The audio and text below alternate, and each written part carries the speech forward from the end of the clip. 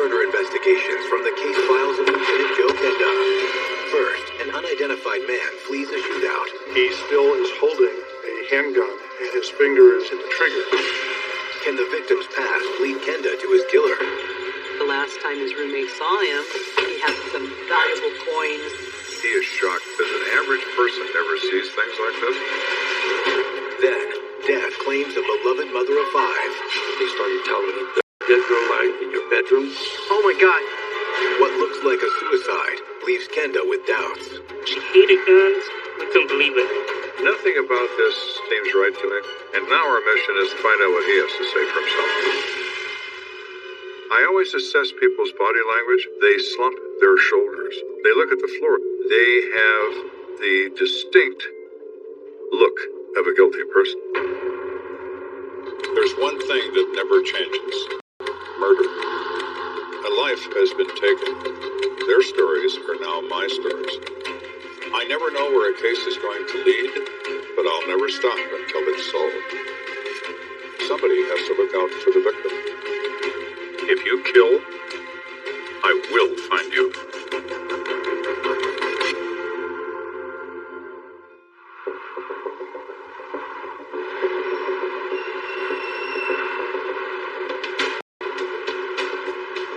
On a cold January morning, EMT partners Dave Marquez and James Bell have pulled into a local gas station. Come on, Dave, let's go. It's getting cold in here. You're funny.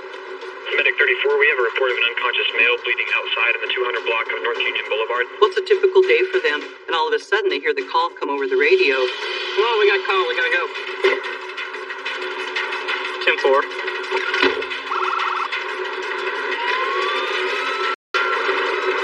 So they stop what they're doing and proceed to the 200 block of North Union Boulevard.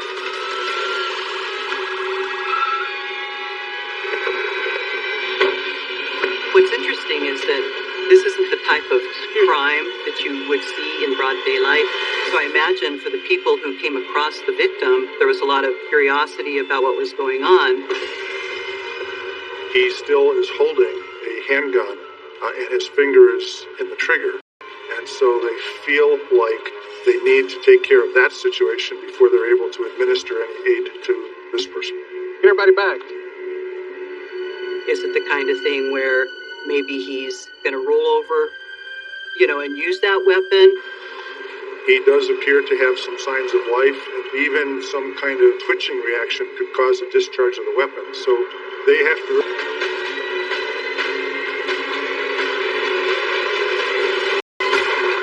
Across town, Lieutenant Joe Kenda is in the middle of renewing his handgun qualifications.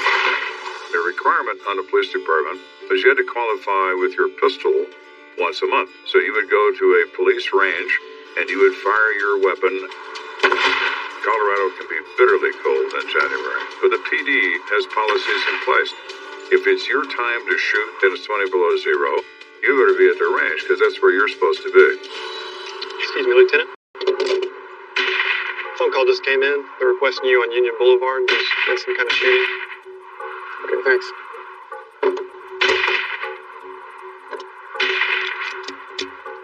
I was at the range, suffering in the weather. Gotta go. All right, next time. And I left.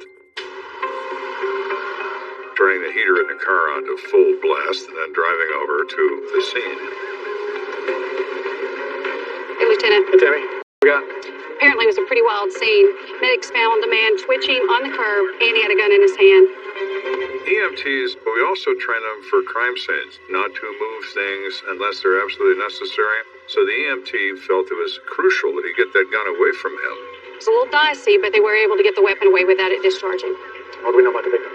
Not much. He didn't have ID on him. The officers at the scene, they report that there was a Caucasian male suffering at least one gunshot wound to the chest. He's taken to Memorial Hospital, and he's pronounced DOA.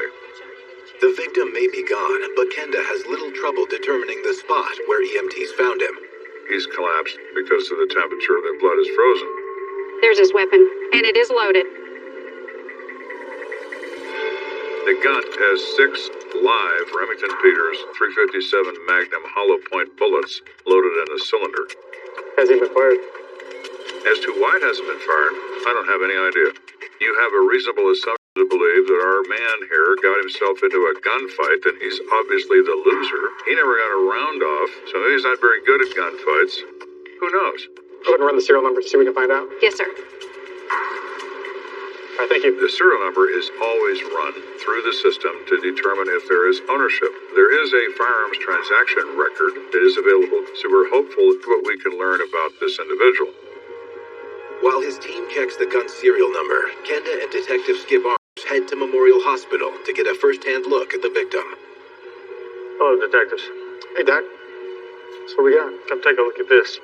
He has a gunshot wound in the right side of the chest at an angle. He's shot in the heart, or in the aorta, at least, which is an absolute fatal shot. There's no stippling or tattooing. Shot twice. Let me flip it over.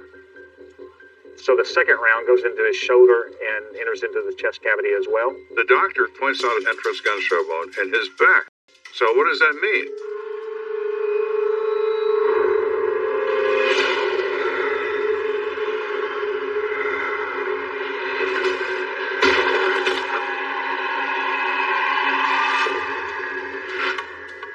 It's possible he takes the first shot in the chest, and he runs from that shot and is shot again. But did he get shot again in 0.5 seconds, or did he get shot again in a minute and a half? I don't think he went far after he received these wounds. The doctor didn't believe that the individual would have been able to travel very far before collapsing. So this is something that had to have happened fairly close by to where he was found. But Kenda's questions about where the shooting occurred can wait. First, he and Detective Arms must determine who is this person. Let's get a picture of him. Maybe somebody will recognize him from the way he looks. Yeah, there's a camera right here. Can we tilt his head up a bit? Yeah, sure.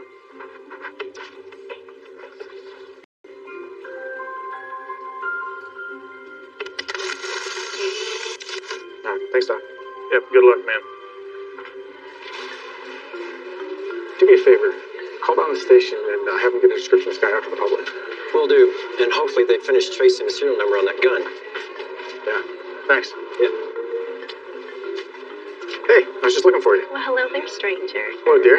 In 1987, my wife was employed at Memorial Hospital, so she was working that day. I'll see you later. Hi, Kathy. Hi, Skip. Bye, Skip. Just got off the phone with the station. Turns out the gun that our victim was holding was registered to a Steve Grove. All right, let's go see if we can find an address for him. Well, is that Stephen Grove laying in the hospital morgue, or is it somebody else?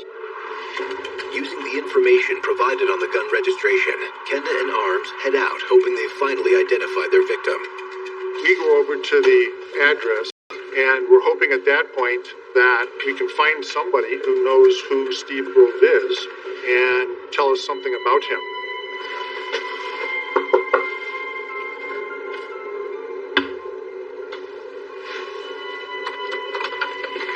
We're the CSPD. You know a gentleman named Steve Grove? Yeah, that's me. What's going on? We've got a little problem, Mr. Grove. I said, we have a man at Memorial Hospital who's been shot to death. He has your gun in his hand.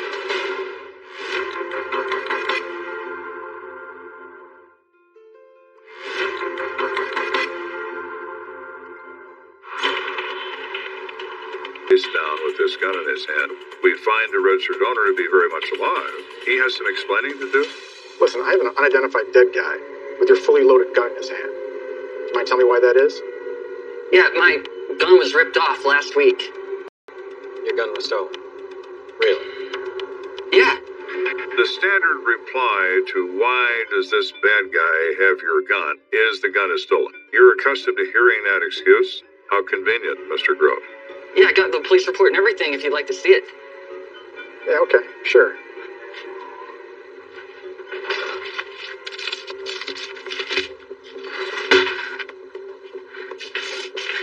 Here you go. And it's one of our tear sheets. I recognize it immediately. See, it says right there it was stolen. Okay, I see it. Take it easy. So Mr. Grove's standard bad excuse turns out to be an excellent excuse. He didn't have the gun. A burglar had the gun. So that leads to the question, is Mr. X, among his other talents, a burglar? Once we were comfortable that it was in fact a legitimate theft of the gun, we wanted to to figure out if perhaps he might recognize who the burglar was. I got a picture I want to show you. I want you to tell me if you recognize the guy in it. Before I do, I want to warn you. It's not an easy one to look at. Okay? Okay.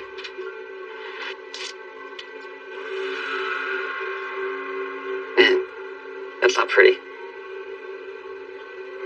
You recognize the guy? No. Not at all. Okay, thank you.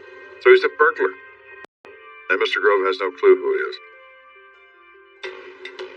The investigation appears to be stalling out until Kenda receives a much welcome tip.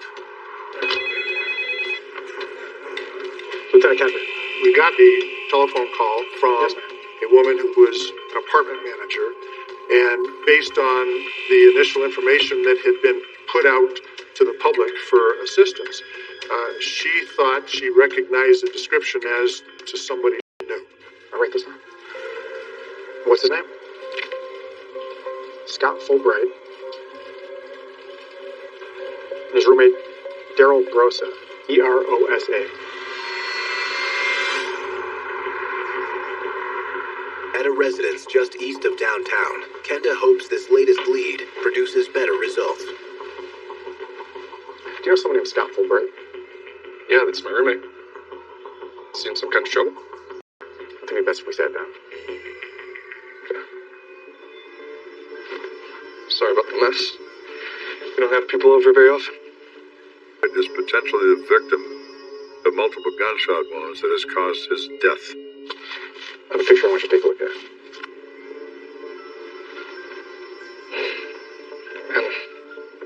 Yeah, that's my roommate. Mystery solved. Scott Fulbright is Mr. X. What happened to him? Well, that's what we're trying to find out. Can you tell us about him? I haven't known him for very long. According to Daryl Brosa, Scott Fulbright is a 23-year-old building custodian from Texas.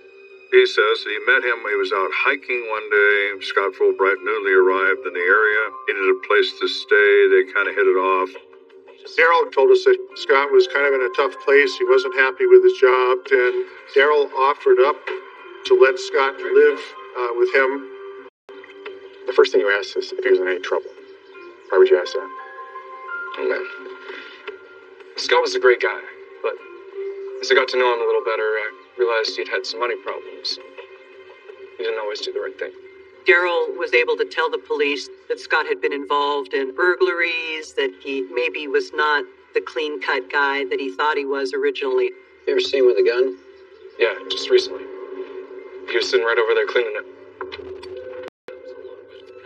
What is that, man? What do you think it is? It's a gun. Check it out. What the hell, dude? Get that out of here. Can you describe it? It was a big revolver, you know? Black with wood grips on it.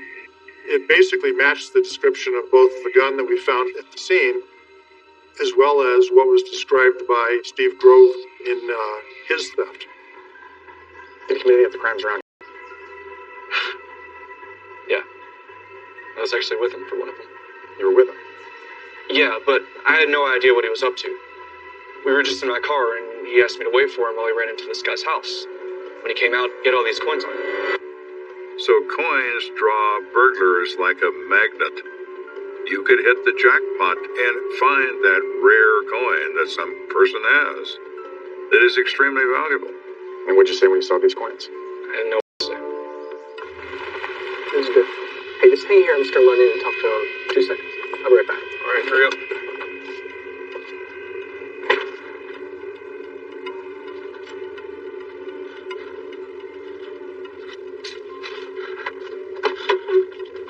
Let's go. Come on. Where'd you get those? I took them.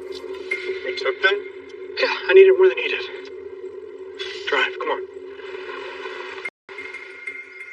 But that's why I was trying to get him to move out. I swear to you. So now our hero has coins he's taken in a burglary. He's got a gun. Maybe now he's going to be an armed robber. On a hunch, Kenda reaches out to dispatch to see if there's recently been any armed robberies in the area. Yes, Lieutenant. We've got officers right now investigating an armed robbery at a precious metals dealer on North Union Boulevard. It happened earlier today. Do you happen to know if they deal in rare coins? Affirmative. 10-4, Kent out. All right, let's go. What if he believed that he's going to walk in this business with a very large gun, and he's going to scare everybody to death, and he's going to get money? This certainly has our interest.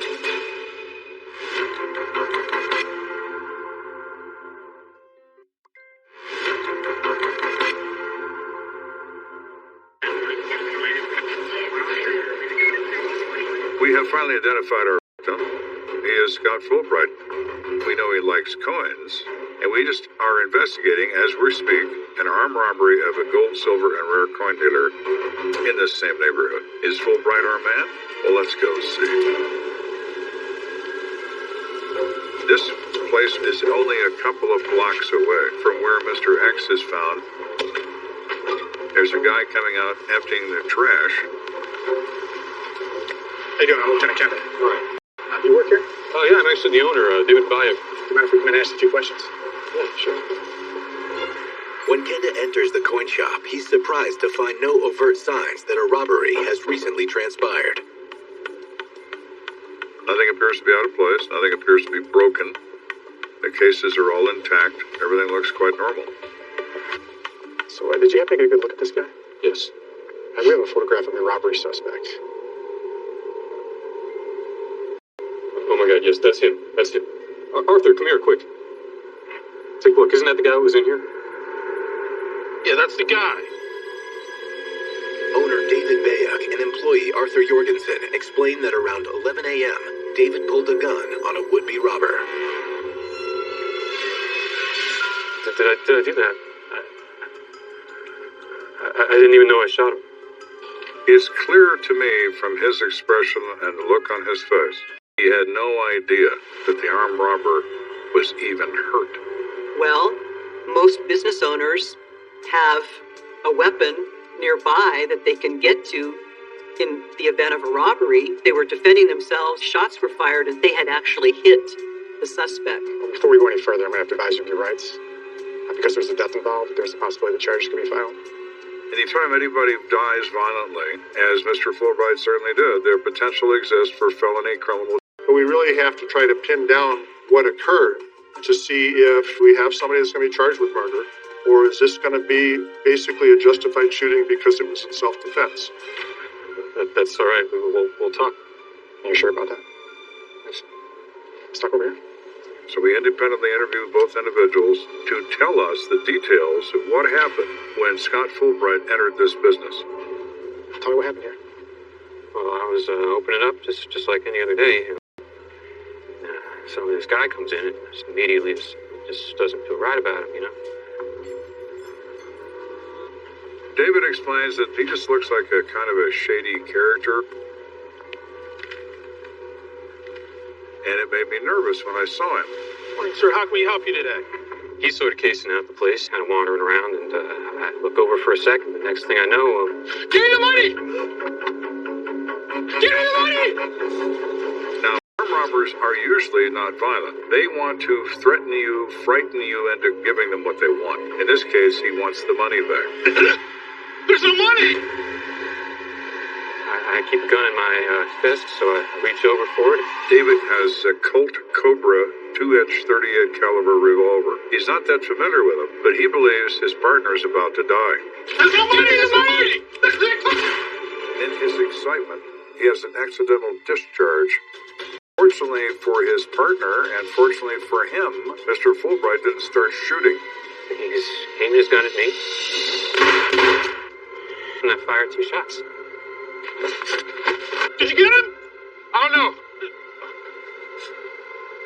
There's no blood in the store, because of course he's wearing a heavy coat, so any blood's contained in his clothing. But David doesn't know if he hit him or not. He doesn't think he did. Well, now he knows he not only hit him, he killed him. Hearing David's description of the shooting, Kenda now understands the odd placement of the wounds found on Scott's body. If rounds are fired in rapid succession, sometimes just the initial energy from the first gunshot is going to contribute to spinning a body around. So that would be consistent of the suspect turning to leave in an effort to get away. This is awful. Feels stay in touch, let you know what's happening. Thank you. I'm sure that David and Arthur wake up every day, think about, this isn't something we wanted to do. It'd be a heavy, heavy burden on your heart to know that you have taken someone's life. But in that instance, you do what you think is right to protect yourself. Sent it to the district attorney's office for their review. It was their determination that this was self-defense. So there were no charges that were ever filed against David for his actions in taking the life of Scott Fulbright. Mr. Fulbright engages in armed robbery, which by nature is a dangerous business. He found out how dangerous. Coming up, a single gunshot takes an innocent life, and a minute piece of evidence holds the key to unlocking a mysterious murder. This is an absolute game changer. What we suspect could be true, now we know is true.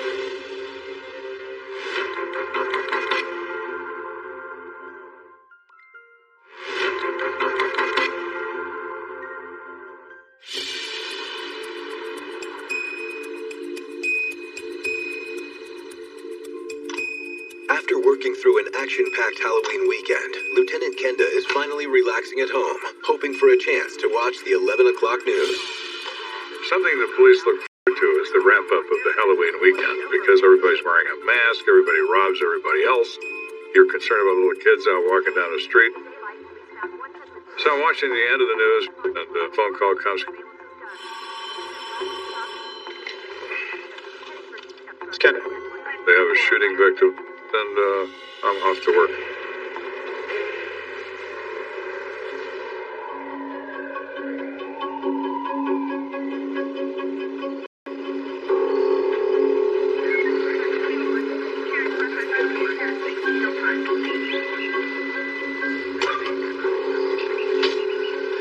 Hey, Lieutenant.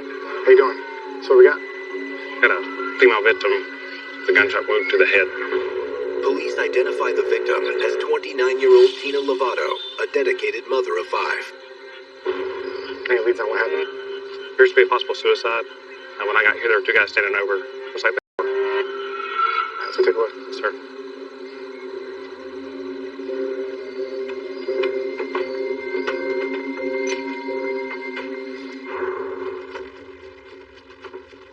In the front living room, Kenda gets his first look at the deceased. There's no question she's been shot in the head. There's a great deal of hemorrhagic bleeding, very thick blood everywhere. It's a mess.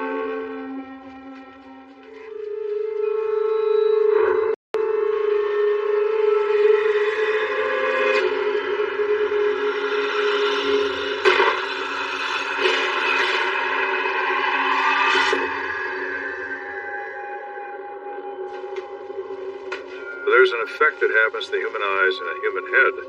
It's called raccoon doll. Into that vacuum, it results in an implosion. The eyes bulge, hence the expression raccooning. This raccooning tells us that the weapon had to be in close proximity to the skin of the muzzle. There's a Ruger Red Hawk 357 Magnum on the scene in the immediate vicinity of the victim, so it appears that she shot herself. Let's have the coroner check her hands for trace blood evidence. And do a GSR test as well. Yes, sir.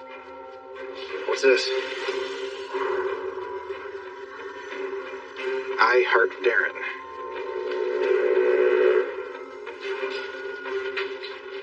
What are the names of the guys that are possible witnesses? Darren Carroll and Bert Lawan. Darren Carroll, the man standing outside, is involved romantically with this victim. He was found kneeling over the body when the police officers arrived. It's time to talk to these guys. Lieutenant, one thing about Darren, he has some blood spatter on him. Most likely the victim's blood. So he is, at a minimum, a close eyewitness. Any information on the other guy? Yes, sir. Bert is her cousin. I want to talk to the family member first. Yes, sir. Bert is related to the victim, and Darren is apparently in love with the victim. Bert? Yeah. I'm Lieutenant Kenda. Sorry about what happened to your cousin. This is rough. I was really close to Tina.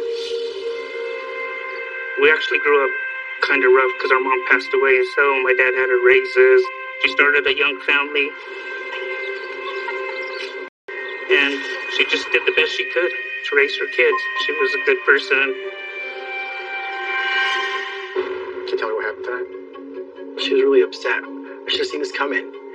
Her brother just went to prison, and her boyfriend Darren and I, we just wanted to cheer her up.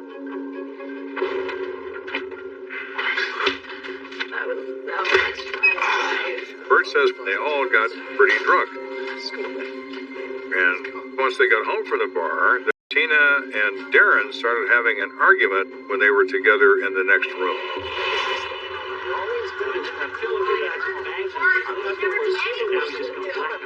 So he decides he better look in on him and see that everything's okay. He sees him talking quietly and kissing. He decides that, well, whatever it was, it certainly isn't an issue now. So I just walked away. That's when I heard a gunshot. He finds Darren kneeling over her. Oh my God! What happened? He shot himself. Oh my God! I didn't know what to do. I wasn't shocked. Darren was in the room alone with the victim when the shot was fired. Thank you. So now our mission is to talk to Darren and find out what he has to say for himself. Darren? Lieutenant Kenda. Sorry about what happened. I understand you and Tina were dating. I met Tina when we were about 12 years old. We maintained a relationship, as far as friends, all through going to school, and then connected into a physical relationship, and her and her kids moved down to live with me in Colorado Springs. Our relationship was going really good. So what happened here tonight? Tina hasn't exactly been herself lately. We knew she was really depressed. Darren pretty much supports what Bert says. She'd been very depressed. They thought to go out and have a few drinks and she'd feel better. That was when they finally came back from the bar, come on, let's go to bed. They got in a little bit of an argument. We'd had a lot to drink already. She wanted to go back out again. I tell her I had to go to work the next day, and I couldn't. Come on, Darian, let's go to another bar or something. I want to go out. To another bar. I got mad. Fine, you want to go? Go. Just leave me alone, huh? Get out of here. And I took my jacket off, and I had a .357 revolver that I always had in a shoulder holster. Darren admits that he carries a gun. Okay, I'm sorry, babe. I'm sorry. Come here. She said, I'm sorry. And she hugged me, and we kissed. Darren tells Kenda that he believes everything is fine, when suddenly, Tina pulled the gun from his exposed shoulder holster. He says he realizes what she intends to do. He tries to bear hug her from behind to gain control of the weapon. She pulls the trigger, shoots herself in the head, and falls to the floor. Oh my God, Tina! And he says that's how he gets blood all over him. I tried to stop her. I couldn't. I'm very sorry. I understand how difficult this must be. Though Darren Carroll seems genuinely distraught, Kenda's not sure the incident played out exactly the way it's been described. How does it go from an evening out drinking and running around to coming home and having an argument over something minor and then kissing and making up and then killing yourself? I'm not comfortable with this at all. With autopsy results not due until later in the morning, Kenda decides to seek out additional information about Tina. Bert Luan has told us that he has informed the family and that the family is gathered at Robert Salazar's house, which is Tina's brother, clarification. Once inside the home, it's clear to Kenda that Tina's family is taking her death extremely hard. Lieutenant Kenda? Yes. Tina's brother, Robert. My cousin Bert told me you guys might be coming by. Listen, can we maybe talk in the kitchen? Sure. I left another detective there with the family, so Robert and I now have this opportunity to speak privately. Very sorry all this happened. What was it you wanted to tell me? It's just this whole thing, Bert calling me on the phone telling me that Tina killed herself. There's no way she would have done that. Well, Robert, this investigation has just taken a 180-degree turn, now hasn't it?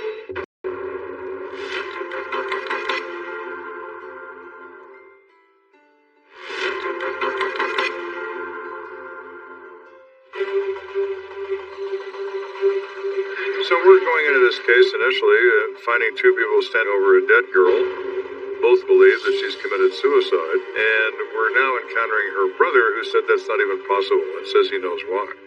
What makes you so sure that Tina wouldn't have shot herself? Well, first and foremost, her kids. She loved her kids. She would never leave them. Tina knew how tough it was.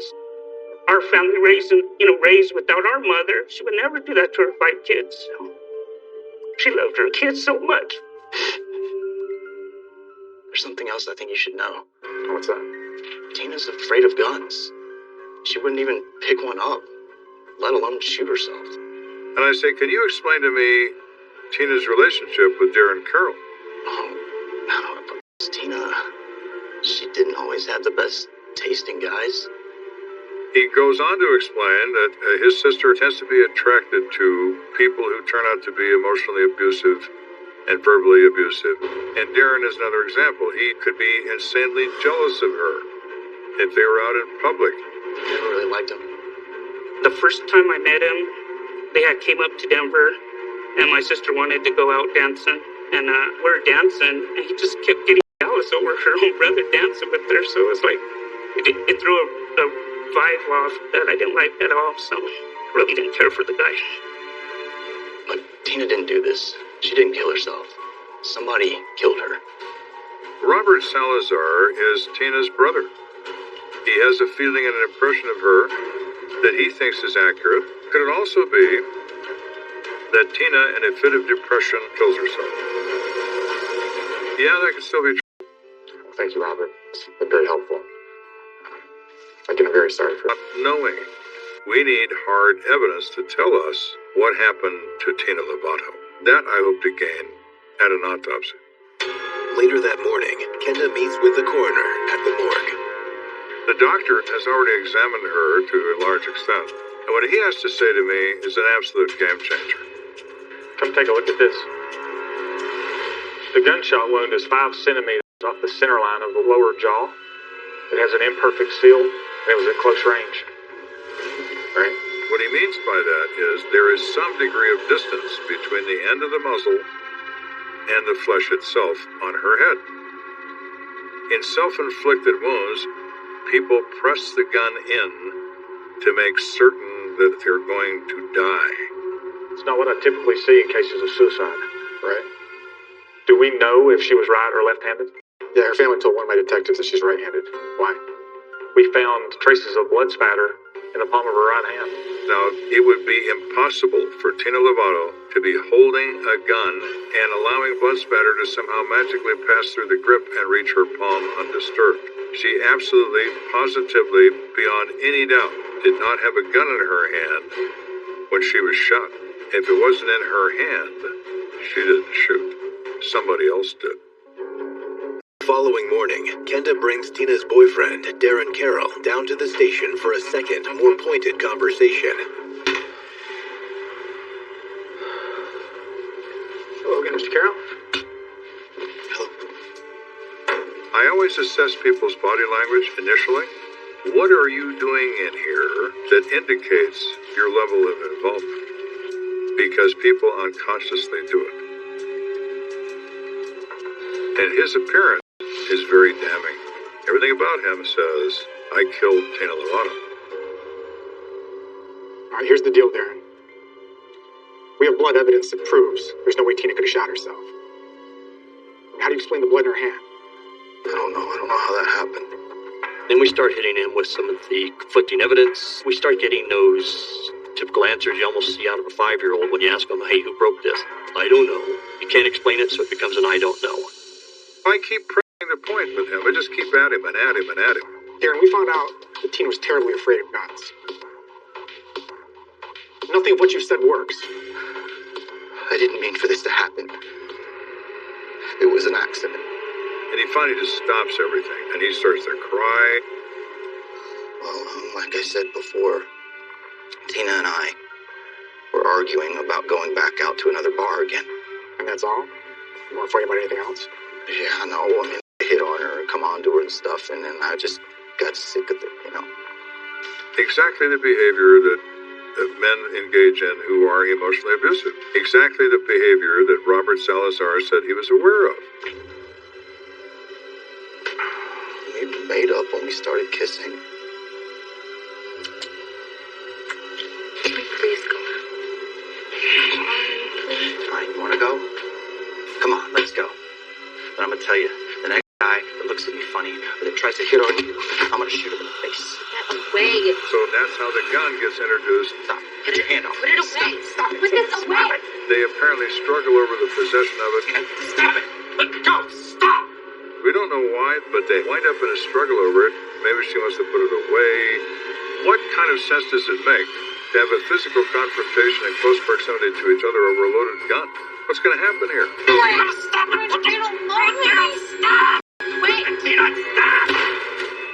Bang is what's going to happen. Oh my God. Oh my God. The next thing that I remember was that I heard the gun. I was behind her. To where my face was right here, and right here her hair flew up when that gunshot went off. Oh my God. Tina.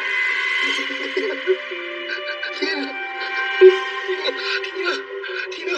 I laid her down on the carpet, and it was like blood was just coming up from the carpet. I didn't know where it was coming from, so I started grabbing her head all around, trying to find out where the hole was at. I wanted to put my finger in there and stop the bleeding. I had recollection of having the gun, in my hand, and but I don't have the recollection of pulling the trigger.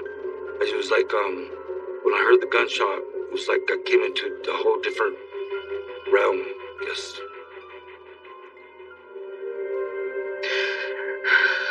It was an accident. You gotta understand, okay? I didn't mean for this to happen. Of course you didn't, Darren. I told him, Darren, it doesn't matter how sorry you are, how little you meant it. You recklessly were in possession and the handling of a firearm, and Tina Lovato paid for that with her life. You're responsible for this death.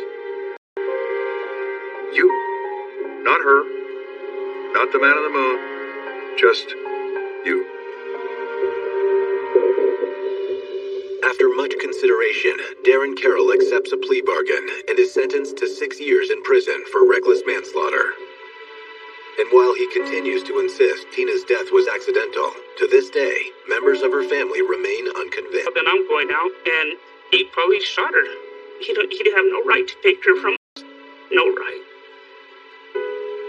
I understand the family not accepting what happened. I'd be angry if I was in their position too. Sorry's not a strong enough word, but I don't know how else to say it, is that I am sorry that I damaged that family. I don't believe he intentionally killed her. I think it was an act of stupidity that happened in a matter of less than a minute. But it certainly was reckless, and Darren Carroll is forced to live with the fact he caused Tina Lovato's death for the rest of his days. An outlaw with a violent past. He is basically a one-man crime wave. He had no intention of being caught without a fight. A victim like no other. The absolute greatest fear. Somebody's taken one of your own. Police will stop at nothing to catch a cop killer. It was going to be everybody at the same castle. You want to make sure he's punished for what he did. Every police officer in that moment isn't frightened. He's enraged. Get the down!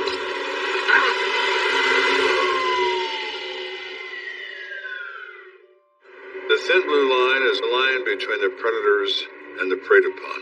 It's the line between the good people and the bad people. Policemen are on that line.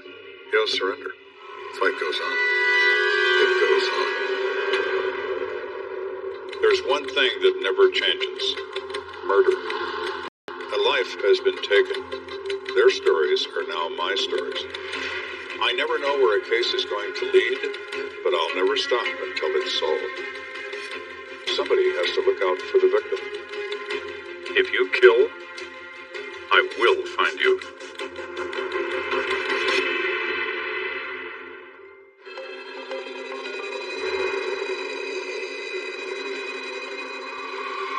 Detective James Dobbins and his wife Elaine are tired and hungry after a 12-hour road trip.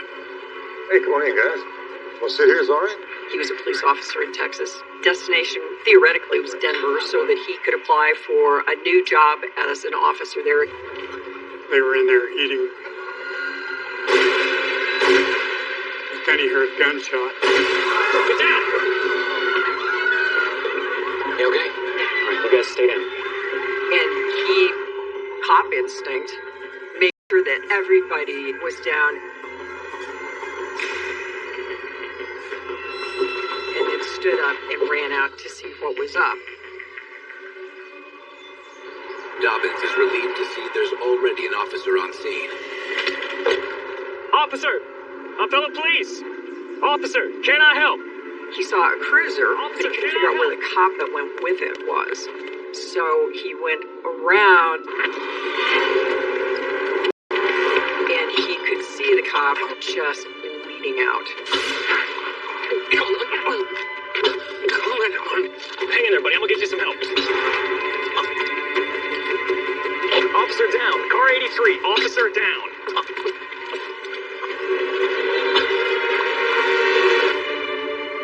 Across town, Joe Kenda is about to be called to the scene of yet another. I was moved from homicide to patrol division and was promoted to the rank of sergeant. I would have a team of 8 officers who worked for me, and on December the 6th, 1982, I was working on the northwest side of the city. Dispatch all cars, officer down. Car 83, officer down. The radio exploded with activity.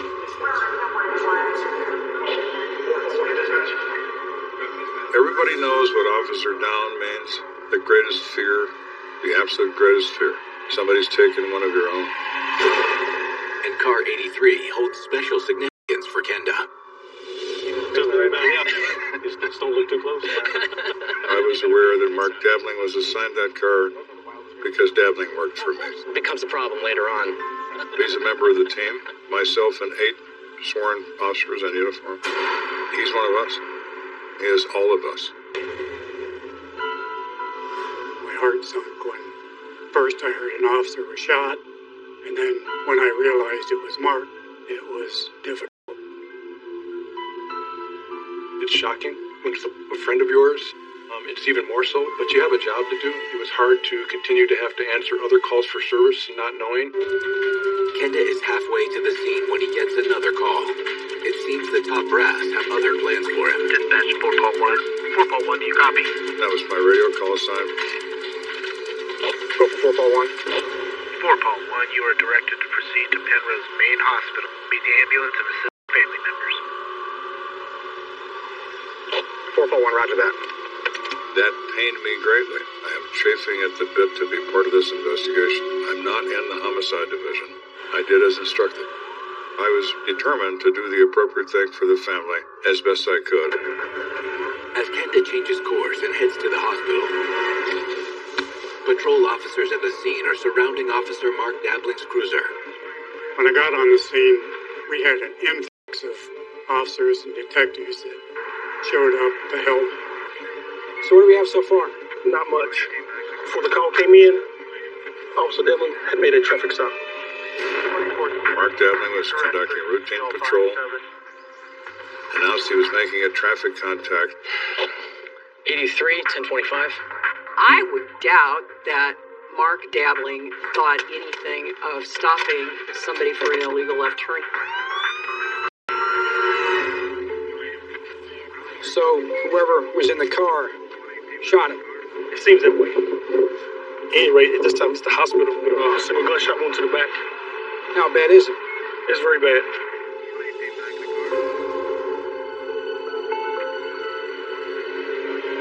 Sergeant Kenda is bracing himself for a difficult assignment. Doctor, we're here for the wounded officer. They should be here any minute.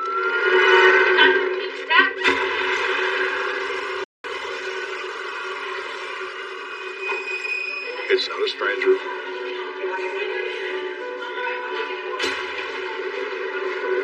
Not somebody I don't know. It's somebody who works for me and somebody I know well. It is a sinking feeling in your stomach. It's absolutely beyond awful. Penrose, Maine generally is very quiet. This night, the emergency room is chaos. People asking everybody, how's the officer, how's the officer?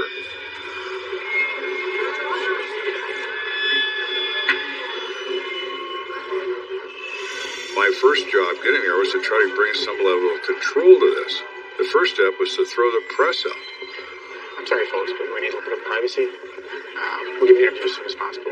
If I can ask you to step out. And they left. That eliminated one crowd. The officers were there. I said, ladies and gentlemen, I understand you're upset. So am I. This is not the moment. Mark's mother and girlfriend will be here any minute. We need to keep it together for him. Be strong for him. Help me here, please. Yes, sir. And they complied. Can you two keep an eye on the press, make sure they don't come back in here? Let them know a public information officer will be in here soon. And all these civilians, can you get their names, find out why they're here? Hear from Mark, can you find out how they heard about the shooting? Thanks. So we got everybody doing something. We had taken chaos and reduced it to a little more manageable situation. Sir, are you the one in charge here? Yes, ma'am. Yes. The doctor asked me to let you know that unfortunately you didn't make it. It was then I knew he was no longer with us. Thank you. I'll let everyone know I just came home. I'm sorry for your loss. Mark Devling was an excellent officer. A very nice fellow. He was 30 years old. Everybody was friends with Mark Devling. Liked hiking, liked the outdoors. He was a history buff. He had a passion for police work. He was a mentor of mine. I had a lot of respect for him. He was fair. He was honest. I mean, he could have been the poster boy for the CSD recruiting ad.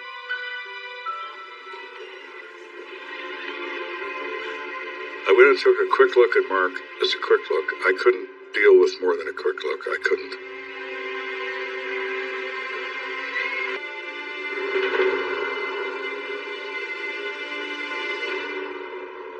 A fellow cop murdered in the line of duty.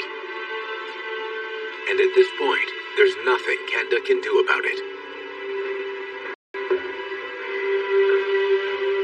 You want to do anything and everything you can to be part of the capture, part of the resolution of this nightmare that is eating away at you because in your heart you know it could be you.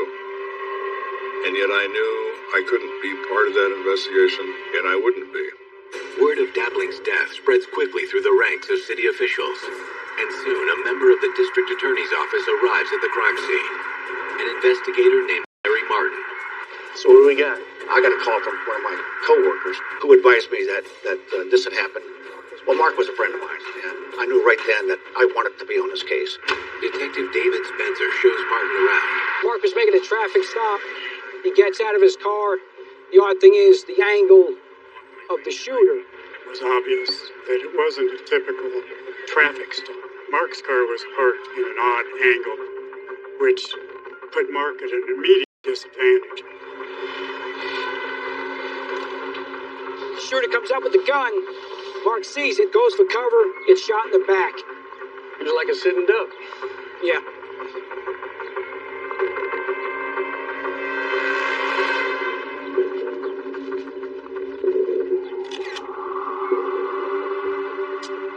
So the bullet that killed him did that.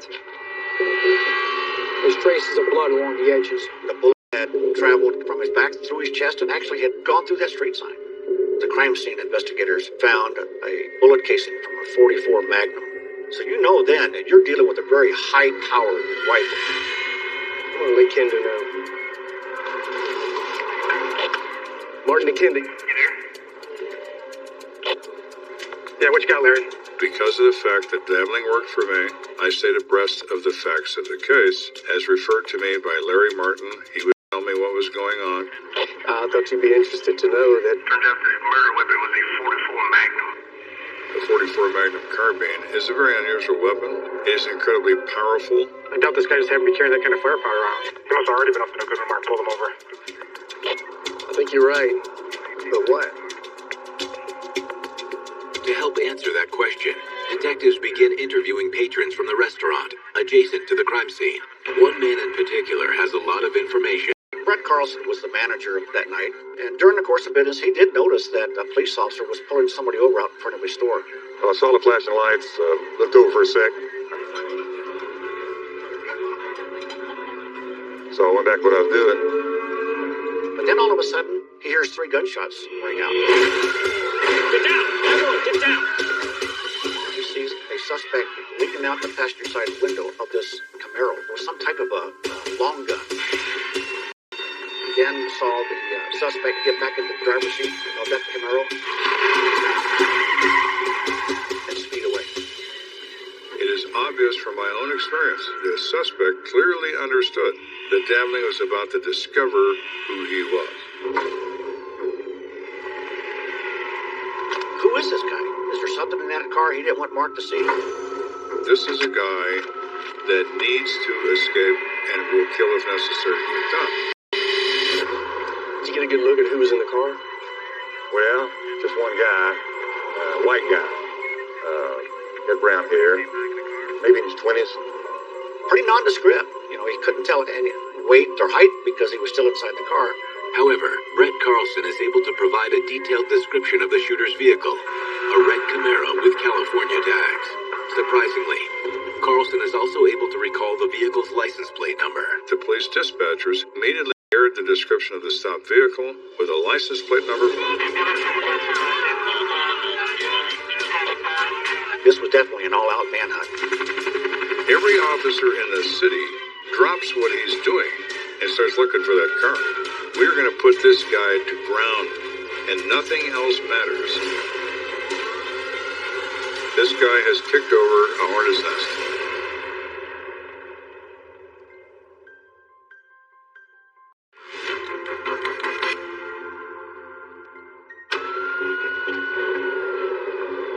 We've been working very hard as an agency to deal with this terrible event of the death of an officer. Mark Dabney was a wonderful guy. Always had a smile on his face. Mark was special. He understood what it means to help people. Mark understood community policing before community policing was in vogue.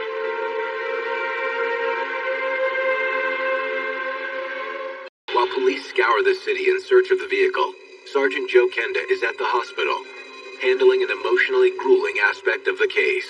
Mark Dabney was not married, but he did have a girlfriend, and he had a mother when they responded to the hospital.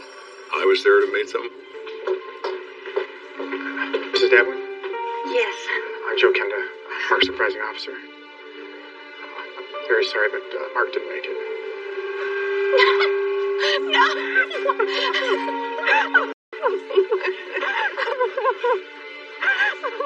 And they broke down.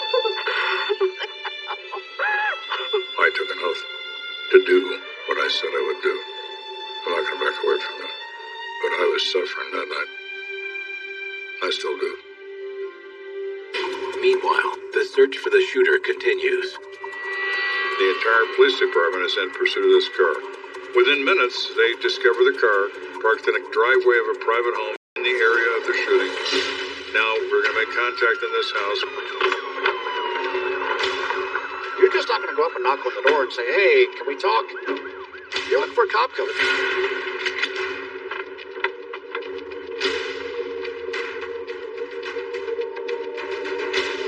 They didn't take any chances. Police, open up.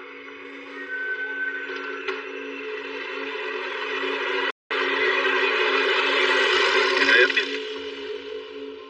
So you know right away, well, this isn't the guy we're looking for. Yes, sir. Is that your vehicle over there?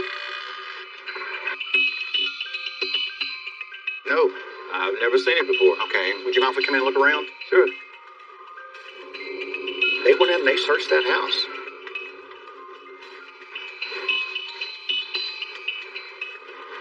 Well, he wasn't there. Clear. The homeowner turns out to be very cooperative. He's home alone with his wife. He's watching television. Somebody dumps a car in his driveway and walks away from it. He has no idea who did that. And with only Brett Carlson's vague description of the shooter to go on, neither do the cops. Well, right away, what you want to do, is get the crime scene investigators over there to completely investigate this car. The vehicle identification number should tell investigators who actually owns the car, and a latent fingerprint might tell them who's been driving it. Technicians did find a very good identifiable fingerprint on the rearview mirror. We sent it to the lab. Let's find out if it matches, but at the end of the day, that's going to take hours, days, who knows. We need something right now. They opened the trunk, and they realized that it had many license plates from many states. You got a pretty good idea of what's going on now. You got somebody that's traveling through numerous states and continuing to steal license plates to cover up the fact that he's in a stolen car.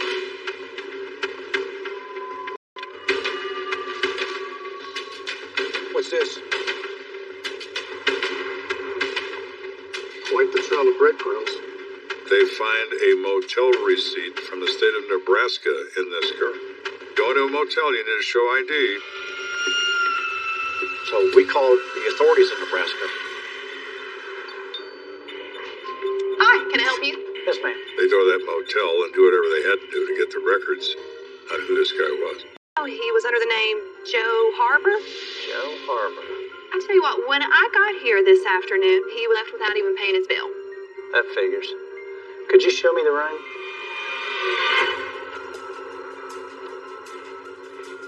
Nobody's been in here, have they? No, maids come in the morning. Okay.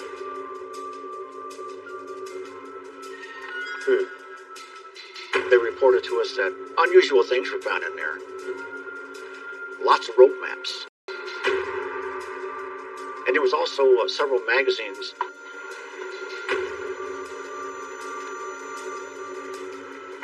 Wow, all empty. So now we're looking for Joe Harbor. Who is Joe Harbor? Back in Colorado Springs, investigators run the name through a national database. There are plenty of Joseph Harbors out there, but none with the type of criminal record normally associated with a cop killer. You know you have a guy that's stealing license plates to cover up the identity of a stolen car. Is Joe Harbor really his name? Probably not.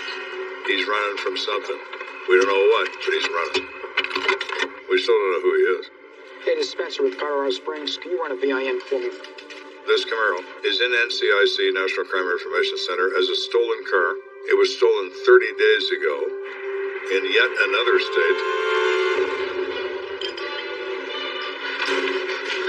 Down! Get out! Get the f*** out! Get out! Where are they? What? The keys to the Camaro! They're over there! Keith Clark was the owner of this Camaro. He lived in Indianapolis. He was robbed at gunpoint by two individuals, both white males, who tied him up, stole the car, and had a discussion about killing him. Just do it right now. He's already seen us. They're already gonna know it's us. They debated whether or not to kill him before they stole his car. The part I can't figure out is why they... You guys don't have... We don't need to make this messier than it is. Let's go. Today's your lucky day, big boy. He lucked out. When Larry Martin briefs Kenda about this new intel, he is intrigued to learn there was not one, but two individuals involved in the home invasion. Are you sure there's only one guy in the Camaro when Mark got shot? Yep, every witness said one guy. Huh, so up until about a month ago, this guy had a partner in crime. Are we looking for two people now, not just one? Who are these people? Who are these people? They're not local boys, I can tell you that. I'm afraid if we don't find them soon, they'll just disappear. I know. But the fingerprint found in the killer's stolen Camaro, and it's not Joe Harbor. They've identified him. He's Vernon Wayne Templeman. He's 24 years old, and he has an enormous police record. We are in pursuit of him, and it will not stop until we find him.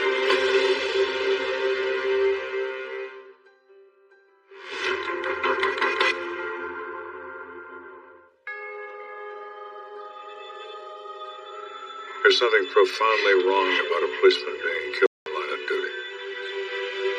There just is. You put that uniform on, you walk out the door, you may never walk through it again. That's the nature of the work. When dabbling in shot on December 6, 1982. That all wells up in you. It's overwhelming. Absolutely overwhelming. Colorado Springs police are determined to catch the killer, and a fingerprint collected from the shooter's abandoned Camaro may bring them one step closer to that goal. We were on Vernon Wayne Templeman. Who is this guy? Does he have a record? He is basically a one-man crime wave. He's an escapee from a jail in Florida. Contact was made with the Pinellas County Sheriff's Department in Florida, and they advised that Vernon Wayne Templeman and a person by the name of Larry Bailey both escaped from the Pinellas County Jail just a month before Officer Mark Davlin was murdered. They obtained hacksaw blades from a Confederate. They saw through 20-some bars in this jail.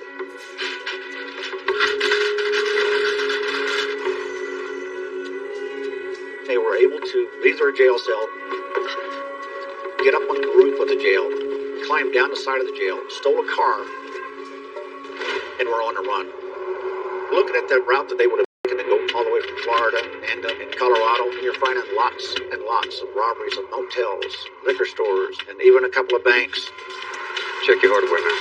Did these two people do this? So how do you want to do it? More than likely.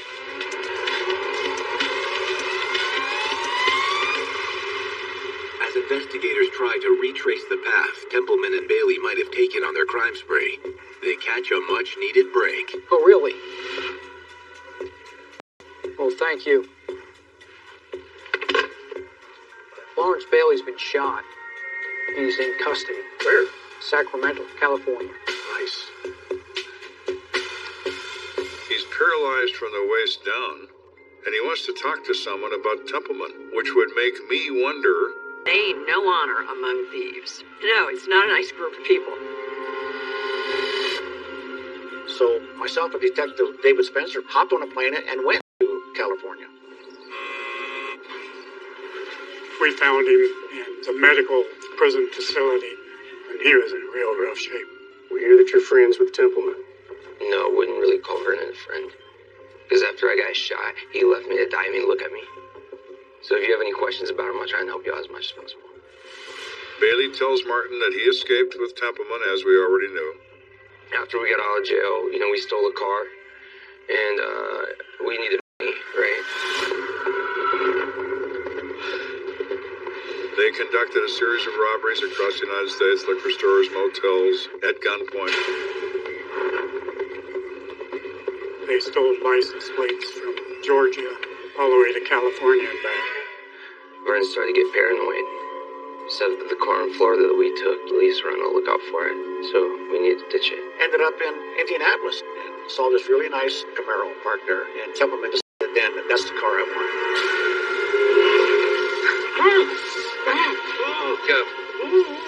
Continued on a crime spree, robbing liquor stores and motels. In Sacramento, they decided to pull another armed robbery. Good. Templeman's going to be the driver. Yep. Bailey's going to go in and rob this mom-and-pop hotel. Go!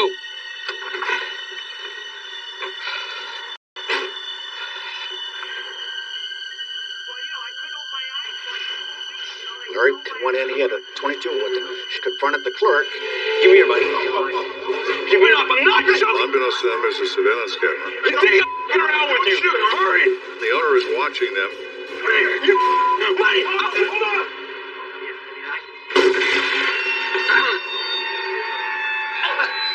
Call 911. Run! Run!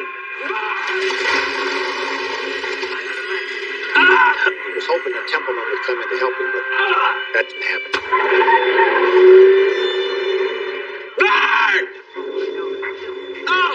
And so Larry was A, going back to prison, B, he was never going to walk again, and C, he was furious. We're looking for your boy, Templeman. We believe that he killed a Colorado Springs police officer. You know where we can find him? No. But I'll tell you what, if you do find him, I'll testify against him. He said that he would kill a cop before he went back to jail. how to kill a policeman. How nice. Templeman told him that, when a cop stops you, he has no idea who he's got.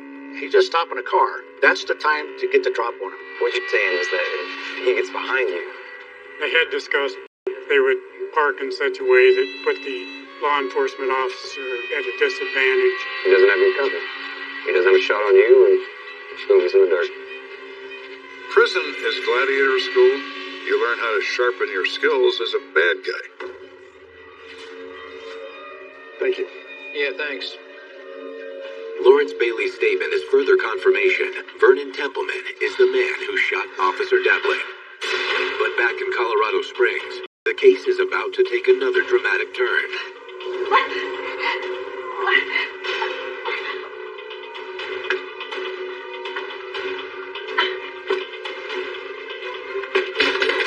911 gets a call from a frantic woman who is confronted at gunpoint. They stole my car keys. They stole my car. She had answered a knock on her door, and when she opened it, a young white male rushed in, slapped her around, tied her up, and stole her car. No, send help. Right away. Please. The police put two and two together in 5 seconds.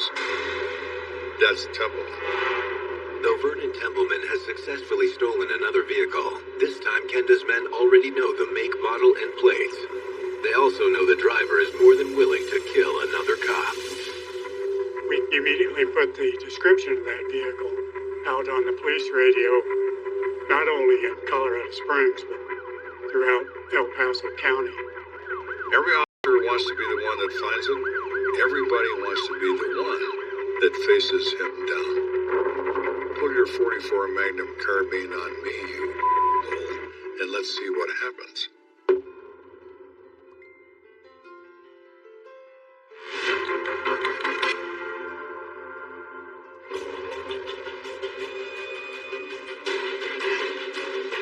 Information is coming to our hands from a woman that puts this shooter in a new vehicle. We know what it is. And we are in hot pursuit of that car. In a situation like this, it was going to be everybody at the same task. Not only here, but in every neighboring state. There was a police officer down in Fountain, Colorado, just about 12 miles south of Colorado Springs, who wanted to be involved. All cars be on the lookout for a metallic blue Pontiac Granville. When this went out over the police frequency, Officer Danny Weaver went to Interstate 25 and parked and waited on the chance that maybe a suspect would be heading south in that direction. He immediately got behind that car, verified that the license plate matched. John 7, I'm behind the 62 suspect. He called it in. I need backup. I'm behind that stolen car that's wanted in connection with the police officer murder in Colorado Springs, and I need some help. Officer Weaver knew who he was stopping. He took all the precautions he possibly could. He doesn't put any lights on that car till other cars arrive. Within a matter of minutes, a slew of other officers have joined Officer Weaver in his pursuit of Vernon Templeman. All right, I'm going to initiate.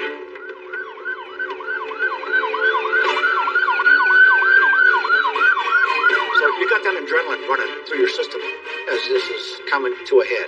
This is the felony stop to end all felony stops.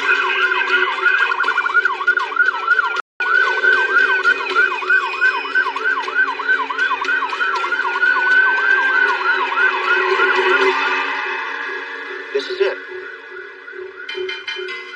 Is he going to jump out of that car and start shooting? Every police officer in that moment isn't frightened. He's enraged. Give me an excuse to light you up. Give me an excuse. Driver, put your hands out the window.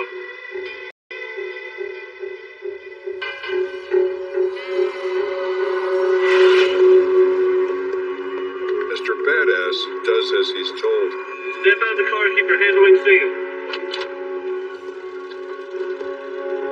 Mister, I'm not going to be taken alive till he's faced with the choice.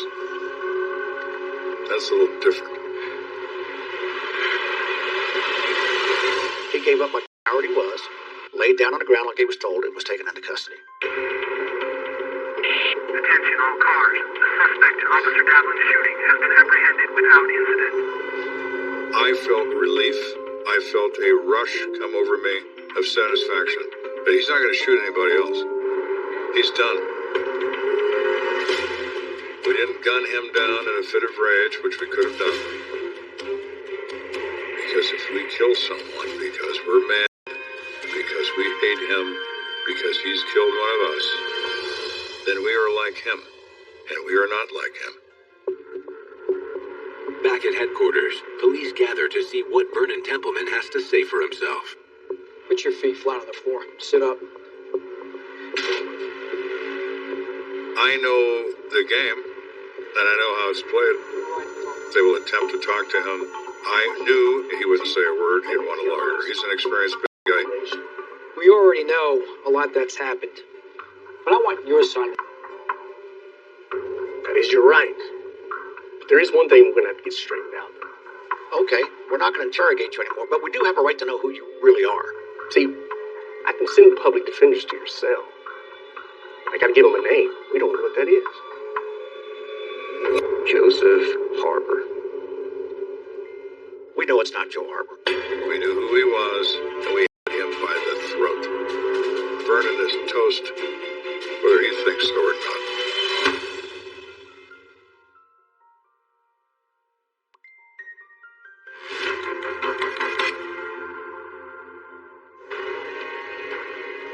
Mr. Templeman gives a fake name upon being arrested. He can tell a story. He can even invent one, and it won't make any difference. There is a volume of evidence that says he's the killer. What's more, investigators know the man before them is already a fugitive from justice. We know that's a fake name. Templeman, you're done. He asked me, are you going to take my fingerprints? And I said, well, of course we're going to take your fingerprints. We pretty much told him, we know that you're wanted. We know everything about you. Don't kid us anymore. So he gave it up that he was really Vernon Wayne Templeman. Let me be honest with you, okay? Cooperation is the only thing that's going to help you. Listen, you have a right to an attorney, but we want to hear your side of the story. I'm not saying jack. So why don't you be a good little piggy? Go fetch my lawyer. Templeman, you're gonna fry. As Vernon Templeman waits for a court-appointed attorney to arrive, Kenda and his fellow investigators try to piece together the events that led to Officer Dabling's death.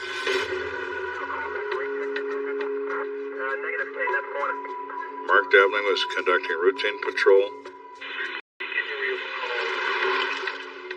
83, 1025. Well, he sees this Camaro come up and make a left-hand turn. You can't do that here. So he calls it in. He's making a traffic stop. Got a red Camaro, California plates.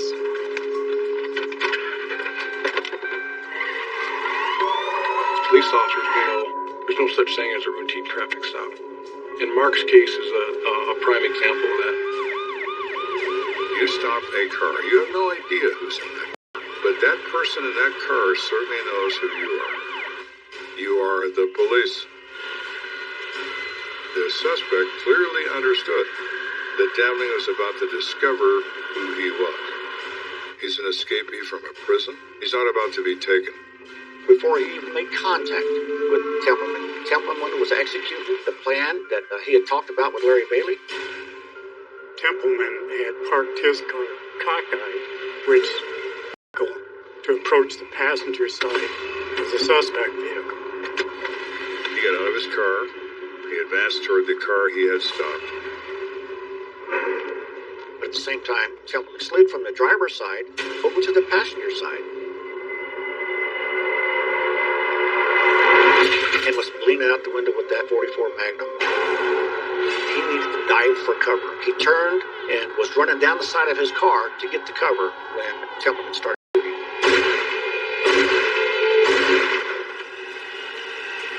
He basically didn't have a chance. He shot Dabling once in the back. It struck a vital organ and Mark Dabling.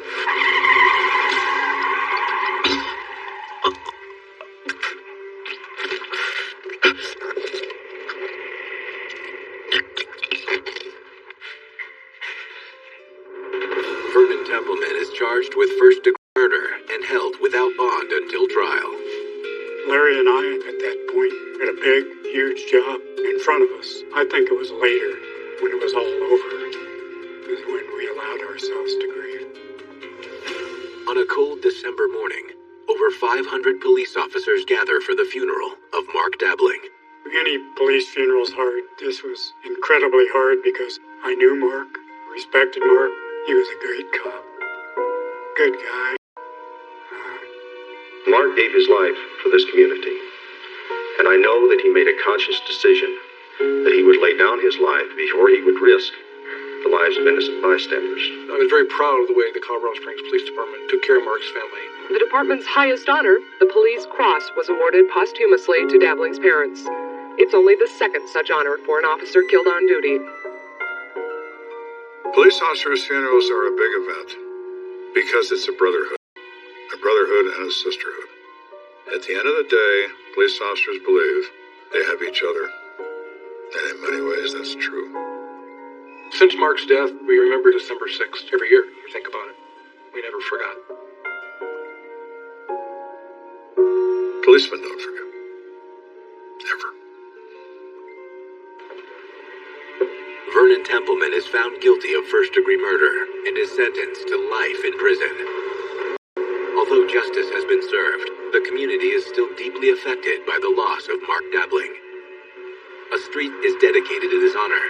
The city responded like they'd lost their firstborn son. The amount of support we got was just incredible.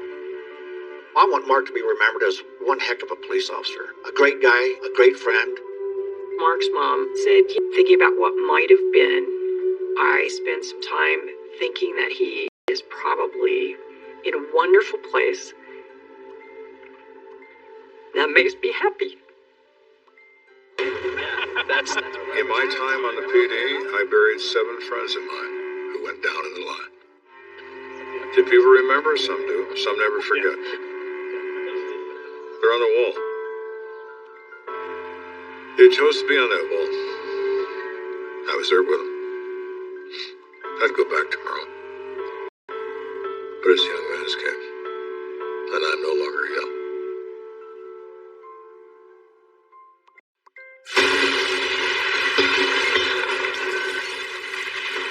A random act of terror claims a young life and leaves the city on edge. The purpose of this particular device was to kill an individual. The worst kind of criminal is a bomber. He doesn't care who he kills. It's up to Detective Joe Kenta to stop the mayhem before more innocent lives are lost. The boys were not the intended victims. To bring this madman to justice, Kenta must pinpoint the real target of his rage. Could this be revenge?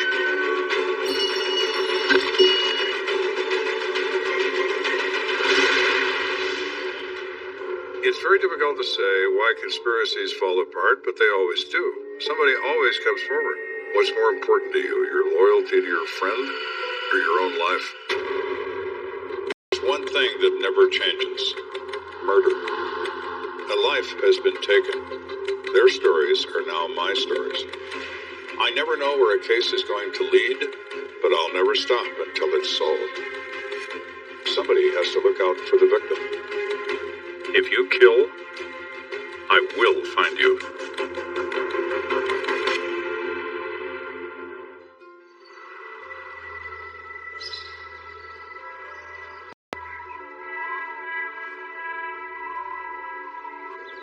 In Colorado Springs, Sundays are normally reserved for peace and quiet. Many people may be off in the mountains, doing their hiking, or just at home relaxing and doing chores. For small business owner Barry Upwater, his empty office is a welcome opportunity to catch up on paperwork.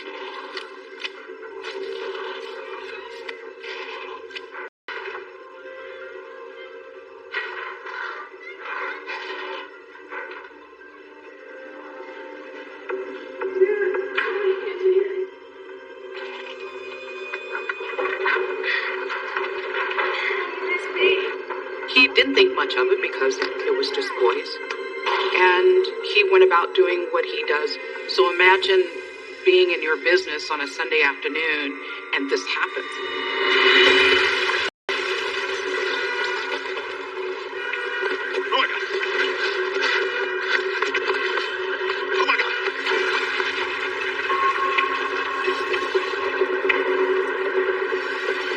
child is covered in what looks like soot, could be blood. His arms are out. What do you do? Oh my God, are you okay? He'd been hit by the blast of the explosion. 111.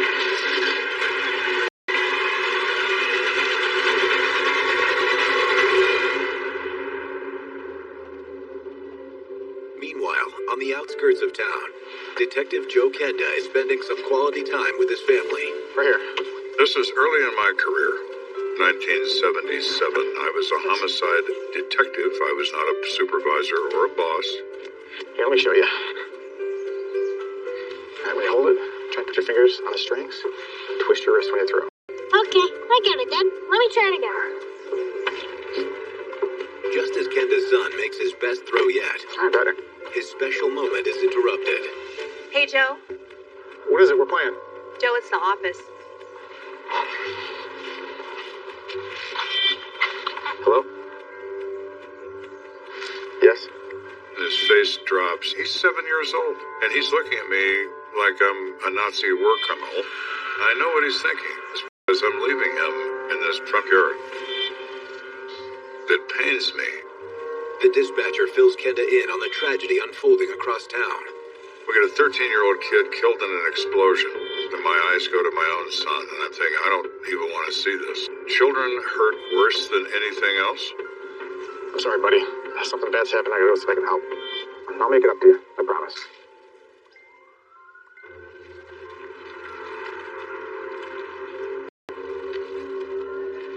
Minutes later, Kenda arrives at what looks more like a war zone than a crime scene.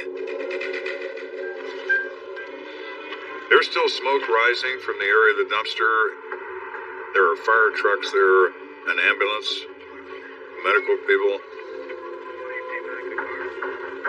You have to check for any injuries, for civilians, clear the area out to make sure no one else gets hurt.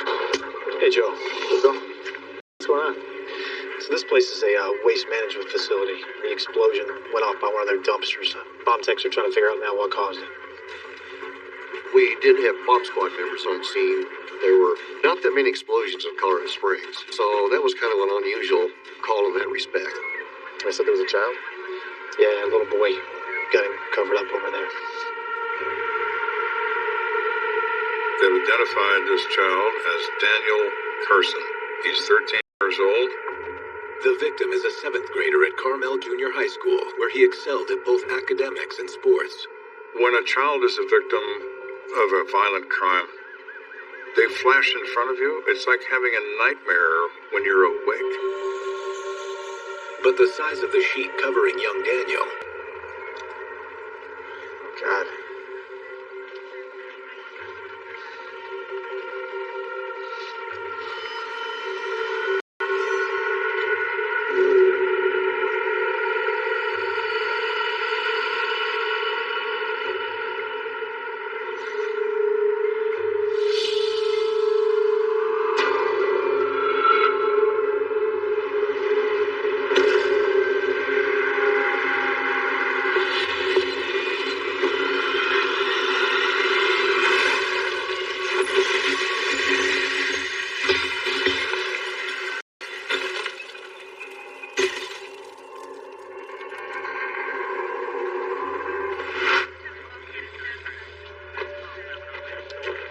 His little brother was with him. His name's John. He's a little lucky kid. He only got some shrapnel. Lucky and unlucky. Children don't understand death. They don't think it's final. They are distraught, and you can't fix it. Do you mind going down and talking to his mom? He's sitting down there on the fire. And, I'll take care of this up here and talk to the bomb techs. Sure, no problem. Thank you.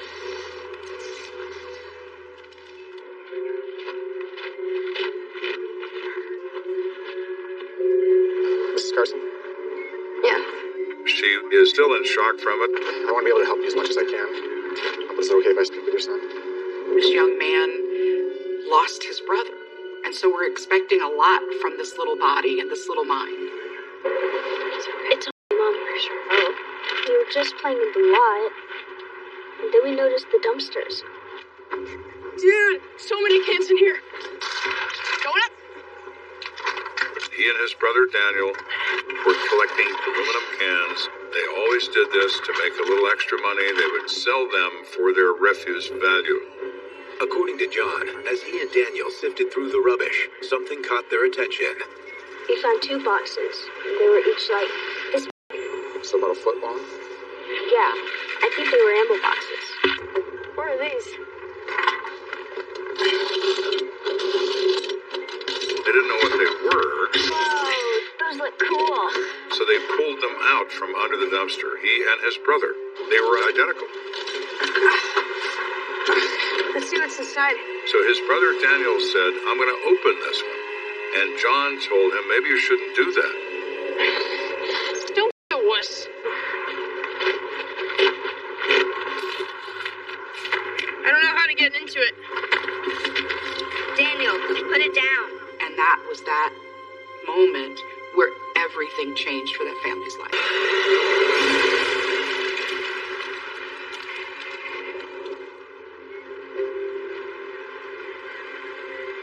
Can you tell me what you remember? I just remember getting up and running away. Kenda is heartbroken by the story, but he must get as much information as possible from John Carson before the young man is transported to the hospital. John, this is very important. You said there were 2 of those metal boxes? Yeah, 2 of them. And did the other one explode as well? And that makes everyone stop and think. One box exploded. What will the second box do? Hey! There's another one by the dumpster! The ammo box the bomb!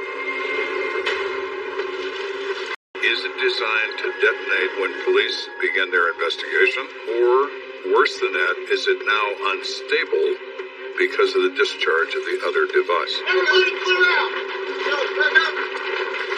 So you have this other complication of a second detonation that could kill somebody else. So we immediately move everybody back 100 yards.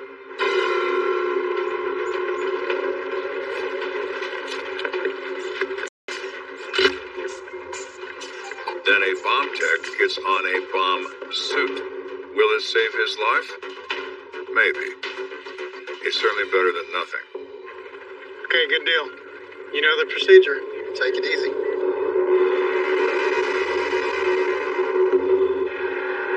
So they send a man in close to the area to survey. What he's looking for is detonation wires, tripwires, and so on. So here we have police officers going in to personally see if that's a box that will explode when they touch it. Open it and see what's inside. It's a very tense time.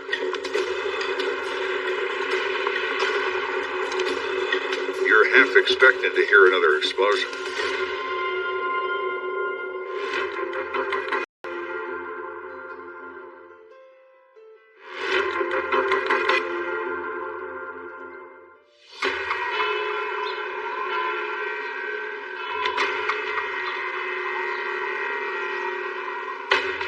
We have 2 kids, 13, 11 years old, brothers that are looking for tin cans.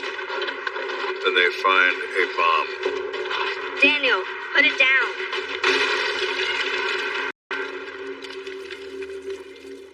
The survivor reports there could be a second box, indicating the presence of another device. The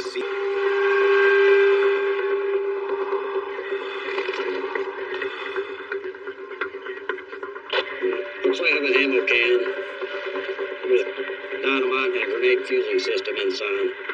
There's a string attached to the spoon release. 10-4. Take it easy. Open it and see what's inside. Tip-4. We use certain different types of devices, rendering it safe. The particular techniques that we use, I cannot discuss. You don't know what's going to happen here, and it's very distressing.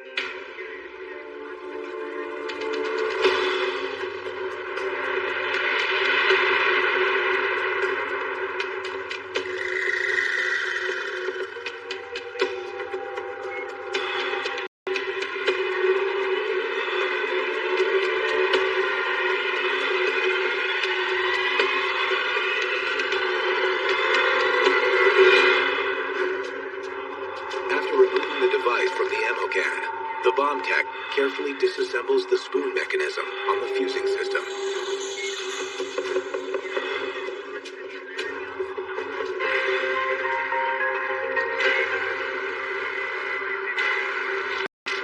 I got it. I'll give the all clear. Roger, all clear. All clear! All clear!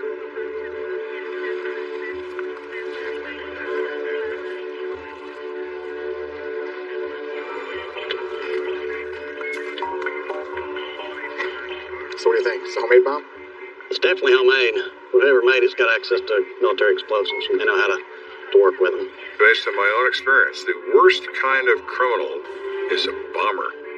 He doesn't care who he kills. They'd taken a hand grenade detonator and attached it to the end of that box, and then there was a pound and a half of military TNT in the box that had plastic caps attached to both and hooked to the fusing system. In the bottom was melted wax and all sorts of metal parts to create shrapnel. So it propels these forward, resulting in the same effect as if you had a gigantic shotgun. So someone in the military. And yeah, who else would have access to a grenade and dynamite? So the next question is obvious. Who is our bomber trying to kill? Obviously, it's not to kill two young boys who randomly showed up that morning to collect cans. Kenda takes a look around, contemplating possible intended targets. Could this be revenge? Somebody who's unhappy with Upwater Sanitation. Somebody who wants someone from that company to die. To answer those questions, Kenda starts with the owner himself. This entire event. I'm Detective Kenda. Do you think of anyone that might want to harm you or your business? And he said, well, I did fire a guy named Frederick Boyles. I felt bad about it. He was just making mistakes, not responding to our training. But I felt like we parted okay. Kenda wonders if, after being let go at Upwater, Frederick Boyles decided to get even. Sometimes people fester. Frederick Boyles certainly would have some motive to be vengeful. Any idea where I can find this guy? Yeah, I'm sure I've got his address on file in the office. Everything begins with a first step, and Mr. Boyles is going to be our first step.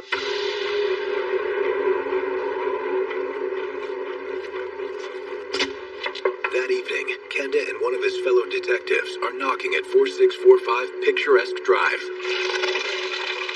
Can I help you? We're looking for a Frederick Boyles. We were wondering if you lived here by chance. Asking? Colorado Springs PD? I don't know any Frederick Boyles. She's absolutely lying, and there's no question in my mind she's lying. This guy? Maybe you haven't heard of a Frederick Boyles. You have heard of obstruction of justice? Yeah, I know this man. This is my husband, Rick Coons. Excuse me? So now a red flag launches in the air. We have a man with more than one identity. What's that about? Rick. And here comes Rick Coons, a.k.a. Frederick Boyles. He looks rattled and embarrassed. You guys want to come in? I can explain.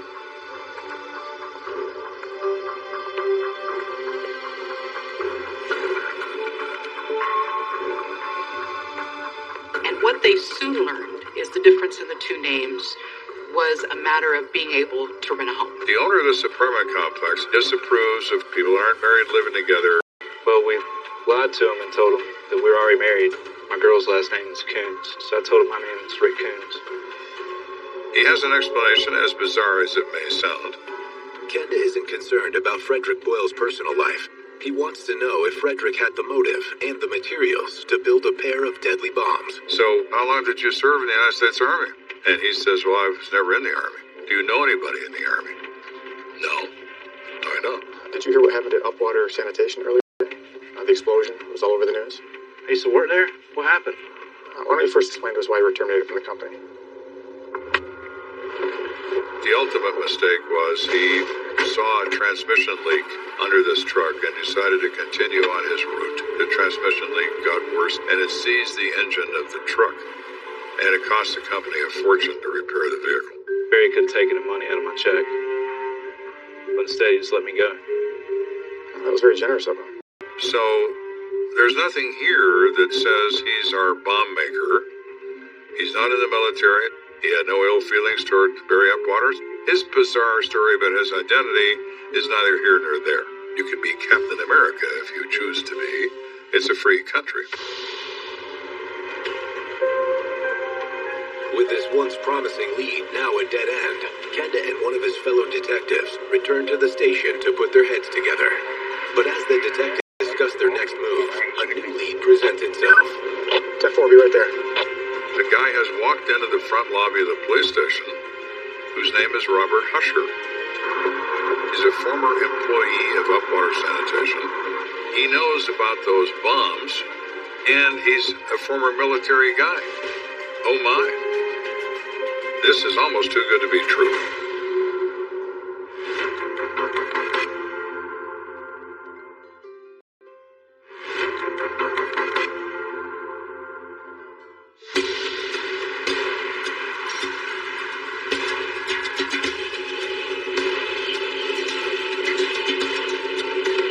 So we're investigating at this point the murder of a 13-year-old child by an explosive device that's homemade. We have a person named Robert Husher, the former employee of Upwater Sanitation, walking into the police station saying he knows about this. Robert Husher, correct? Yes, that's me. I hear you have some information about the bombing that happened earlier. Yeah, I'm over at Upwater every week. I thought you said you didn't work there anymore. He would put his garbage in the dumpster in front of Upwater Sanitation routinely. So a few days before this explosion, he notices 2 military ammo cans under the dumpster. He thought they might make toolboxes. He looks at it and realizes the bottom has been cut out of it. And he just thought it wouldn't suit his purposes. And he left. Robert Husher explains that when the deadly explosion at Upwater Sanitation became the talk of the town, he put 2 and 2 together. I think that those boxes were used as the bombs. And I touched them. Which means you're alive. Lucky for you. The kid who touched him wasn't so lucky. Kenda wonders if Robert Husher, like former colleague Frederick Boyles, might have built the 2 bombs as payback for being fired from Upwater. What if he's trying to explain the presence of his fingerprints on the device that didn't explode? And he is involved in this. Well, I appreciate your willingness to come in. Would you also be willing to take a lie detector test as well? A lie detector? A lie detector test? He's now thinking something that a lie detector test doesn't like. Oh, you don't like a polygraph, Mr. Husher? How come? What are you not telling us? Kenda is beginning to believe Robert Husher may be a viable suspect, but he also knows Mr. Husher isn't in the right frame of mind for taking a polygraph. So we can't possibly test him in his emotional state. Relax, Robert. I want you to stay here with Detective Jackson. I'm going to make a couple phone calls. We go back to Barry Upwater. Mr. Upwater? This is Detective Kenda. Yes, I have a Robert Husher here down at the station. I understand he used to work for you? Oh, yeah. A sterling employee. I really liked that guy. I certainly understood his reason for leaving. I'm just sorry to lose him. Based on Kenda's conversation with Barry Upwater, it seems Robert Husher was telling the truth. He came of his own volition. He answered the call to be a good citizen.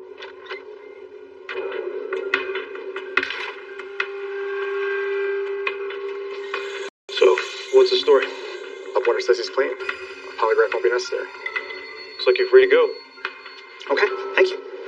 So nothing about Mr. Husher is any more than ultimately a dead end.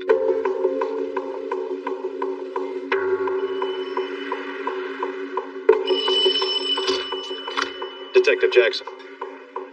Yes, sir. So we're sitting on our hands wondering what to do next when ATF calls a cleaning crew in a government-owned property in town, and they discovered a 1-pound block of TNT in the garage. Well now, that could be significant. 20 minutes later, the detectives pull up to the site of the abandoned house. How you doing? Did you find anything in the search? Nope. In fact, this place doesn't look like it was used to manufacture bombs or anything else. Just a storage site. But we did find a lot of dynamite. Army issue? Yep. Really? Yes, sir. Did you check the lot number? When the manufacturer makes the explosives, they put a lot number so it can be traced back. And they can tell law enforcement when that batch was made, who it was sold to, and where it was shipped to. There's just one problem with the TNT found at the crime scene. There are no numbers. They've been removed by scratching them off with a blade, so there's no way to connect them. This guy certainly knows how to cover his tracks. Is there any test you can do? I can send it to the chem lab for some work. And even though the lot numbers don't match back to the Upwater explosion, ATF does recognize the numbers from another recent incident. An ATF agent purchased a 1-pound block of TNT in an undercover sting operation from the same lot number, and they have a person under her. Okay, so where's the rest of it? Man, that's all the dynamite I got. Well, where did you get these? Some guy named Bob McWalters. He says Bob McWalters is in the United States Army, has access to untold amounts of explosives, and believes that Bob is an active black market in explosives and bomb making in Colorado Springs. Shortly after sunrise the following morning, Colorado Springs PD and ATF converge on the mobile home where Robert McWalters lives. It's a guy who deals in explosives and tripwires and grenade fuses. You use an extra amount of caution when you approach this place. There's a car parked here. I think he's in there. Well, hey guys, just hang tight back here for a few until we clear the area. When it's safe to come up, I'll let you know. You never know if this is going to be life or death or a pleasant conversation. It's the nature of police work. You prepare for the worst and hope for the best. Bob, come out with your hands up now.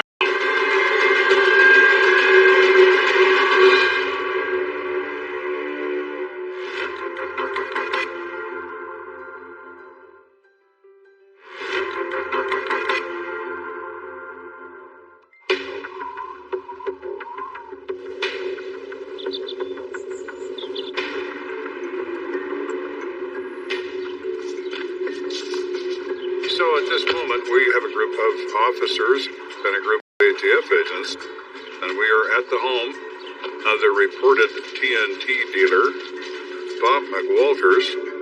We're about to make contact and find out what he's got to say for himself. Police! Bob, come out with your hands up. Make this safer and easier for everyone. Please, come out with your hands up, Bob.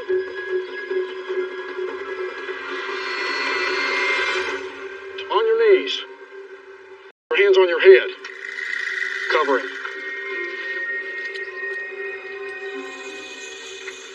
We are treating him as a suspect because he's been reported to us as a dealer in illegal explosives.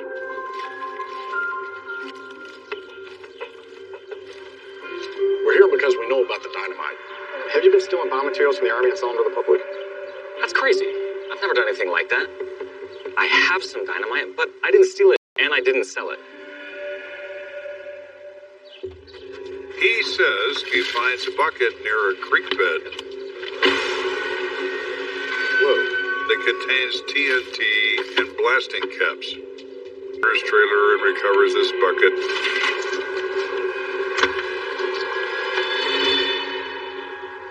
There are fuses in the bucket, which are explosive devices. There's no TNT.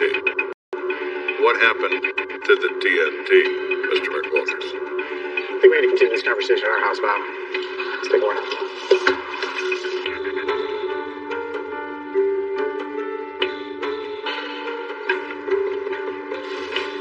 He's not in the comfort of his own front yard. He's in an interrogation room at a police station. He's in a jam and he knows it. So, Bob, that bucket you showed us had fuses in it. He's committed a felony by producing this bucket. I'm really sorry, guys. I've been lying to you. So how about a little truth? I did steal TNT from the Army. I did. But I didn't have any other choice. He says he's a young enlisted guy. He's not making enough money. His wife wants to start a family. He has heard that people sell TNT on the street to buyers. I was just trying to make some extra cash. It was dumb. What about the bomb that blew up the kid? It was on the news? Have you seen it? 13-year-old kid named Daniel Carson? I don't know anything about that. Really? truly, I promise. Has he committed a crime? Yes. Did he commit this crime? I'm not sure about that. Stay right here. It's not clear what motive Bob McWalters would have to actually plant the bombs outside of water sanitation. So Kenda decides to do a background check.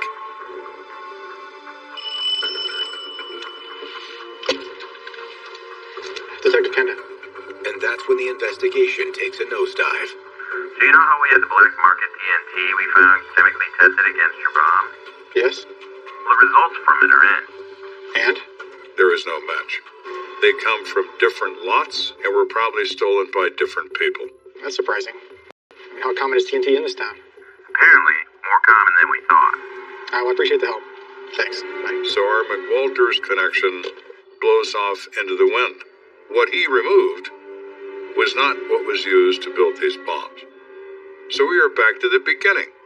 Who took it? Though Bob McWalters is still on the hook for illegal possession of explosives, all Kenda knows is that the material used in the bombing at Upwater was Army issued.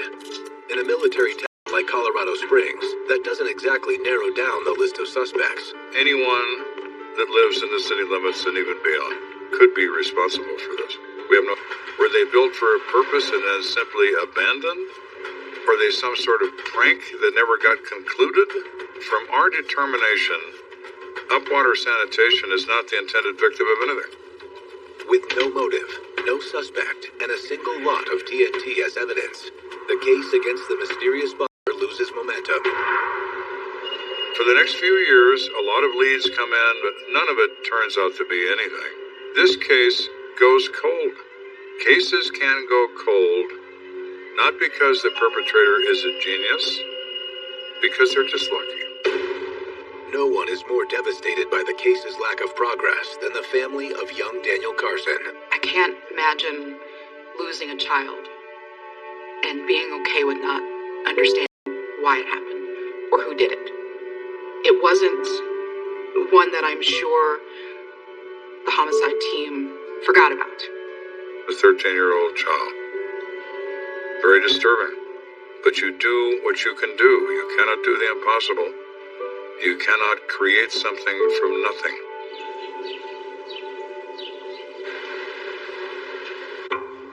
Fast forward 17 years. Kenda, now a lieutenant, is in his command office when the phone rings. Lieutenant Kenda. Hi, this is Jeannie Smith. At this point in time, I was the assistant district attorney, which was the number 2 person in the office. How can I help you? Yes, I'm calling about the Daniel Carson case. Okay. Because we didn't have current information about it. The first call would have been to the Colorado Springs Police Department, to the homicide unit, to Joe Kenda. I believe you investigated that case back in 1977. Is that correct? Yes. Yes, I did. She calls me. She said, "You're not going to believe this, but I just got a call from a defense attorney who says that she has a client who has been consumed by guilt. He wants to confess to the bombing death of Daniel Carson." I almost dropped the phone.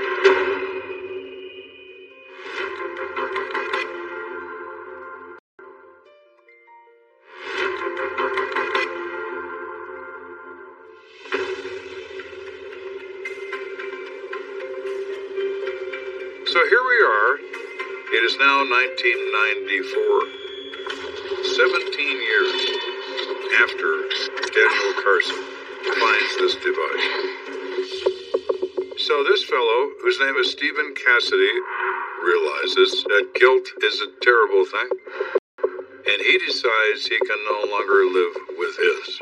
He comes forward. Case is really rare. You know it's going to be a challenge to put it back together. So you've got him at your office right there? Yes, he's here. Can you transfer him over to one of our interview rooms and I'll be right there? Certainly, I'll do that. Thank you. Bye. Moments later, Kenda is staring across the table at 36-year-old Stephen Cassidy. So, Mr. Cassidy, tell me about the bombing at Upwater back in 1977. He says that when he was 19 or 20, he was in the U.S. Army. He had an associate also in the Army named Robert Varner. and that he and Robert Varner engaged in minor robberies, thefts, and various things. We were young and dumb. I mean, most of us harmless. Until Charlie came along. Who was Charlie? Charlie Caracas, our superior. I guess we wanted to impress him. He is a Vietnam veteran. Caracas has bragged to them about taking human lives, that he has no compassion about killing people. You guys want to get involved in some real shit? None of that petty stuff you guys are used to? Sure we do. They want to impress him with their willingness to behave in the same way. Yeah, so what's the plan? Got an idea to get some extra cash. I was thinking we could rob a disco, steal the customers' wallets. This is the 70s. People had money. They didn't have plastic. We're gonna do that with guns? Of course. But we're gonna need a distraction, just in case the cops show up before we get out of there. So Caracas says, I will build a couple of bombs based on my experience and training, and we will use these bombs to cover our escape after the robbery. And what's all this have to do with the sanitation company? The disco that we were going to rob was right down the street. We figured if the cops came, we detonate the bombs for diversion. This crazy plan appeals to these two kids because it contains machismo elements. We're going to build bombs. We're going to get thousands of dollars. We're going to blow people up if we have to. They go over there. You guys keep gossiping.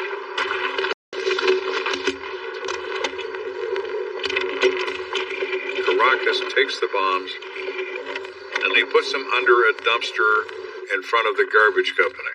They planned the robbery and did dry runs to see how the timing would work and whether or not there was going to be any impediment to carrying out their plan.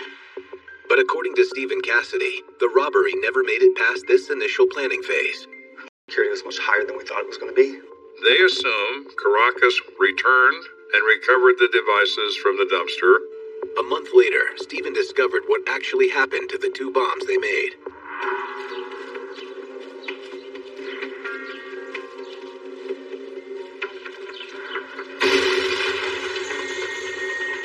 He hears the bombing and where it is. And he just knows that Caracas never went back and recovered him, as some little kid blew himself up with it. It was horrible. We all knew, but no one said anything about it. Kenda listens carefully as 17 years of guilt pour out. But the investigation isn't over yet.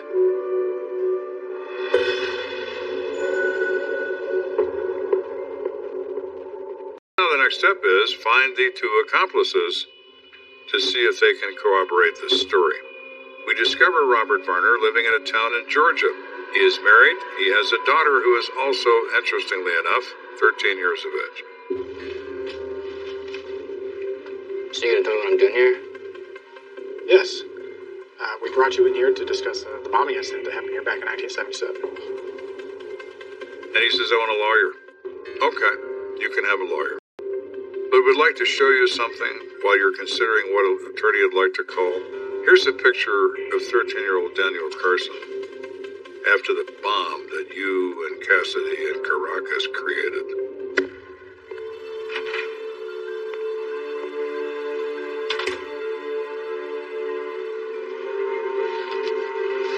And then he really breaks down. He confirms to a T what Mr. Cassidy told us, detail by detail, and Caracas is the mastermind. He is responsible for the plan. Stephen Cassidy and Robert Varner plead guilty to first-degree murder. Due to their cooperation, Varner is sentenced to 3 years in prison, and Cassidy receives 2 years of probation. But bringing the crime's ringleader, Sergeant Charles Caracas, to justice proves a more difficult task. There was very little physical evidence that could tie Charles to the crime scene itself. Cold cases are extremely difficult to prosecute in a courtroom. You better have a dead-bang case, or a jury's going to raise their eyebrow. Sergeant Charles Caracas was charged, but he wasn't convicted. It's a horrible ending. Answers aren't always comforting, but they're answers. And now that they have what happened and why, and who was involved, it gives them a piece of a closure. Daniel Carson lost his life at age 13, and nobody's ever going to pay the price for that. And it pains me, and their family continues to suffer. You will never get over the loss of a child. It's not the way of things. Your children are supposed to bury you, not the other way around.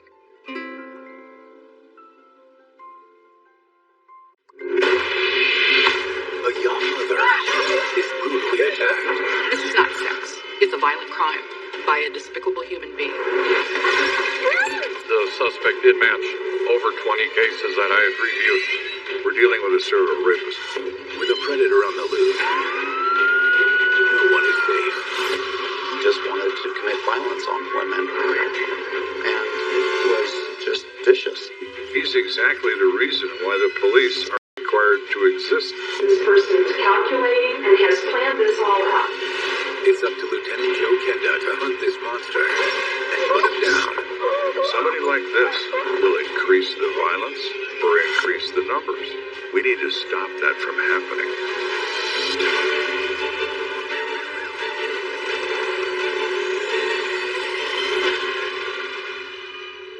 Something I learned a long time ago: don't ever judge people based on their appearance or their physical size.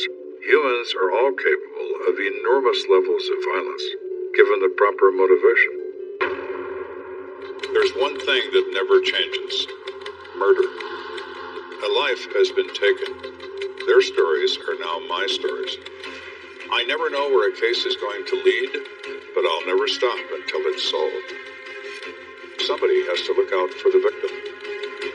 If you kill, I will find you.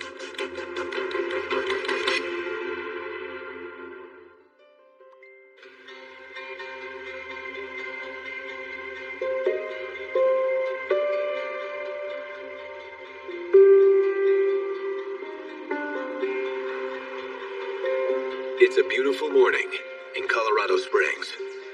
And for new mother Julie Smith, all seems right with the world. The sun's coming up, it's getting warmer, it's brighter. It elicits a sense of calm and happiness. Her husband had just left for work. Her baby was sleeping in the house.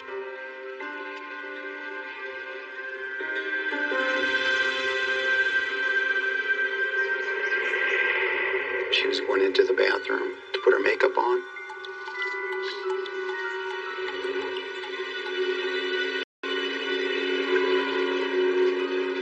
Everything is good. Everything. And that a split second later, it's not.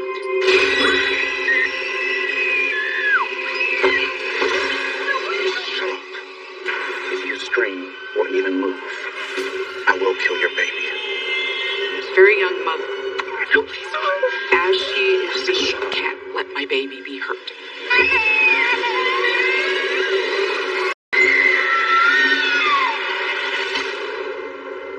Across town, Lieutenant Joe Kenda is working an unusually gruesome crime scene. So we got expired mail, gunshot to the head. Brother-in-law found him like this. Thinks it was self-inflicted. I was at the scene of a potential suicide looking at a dead body.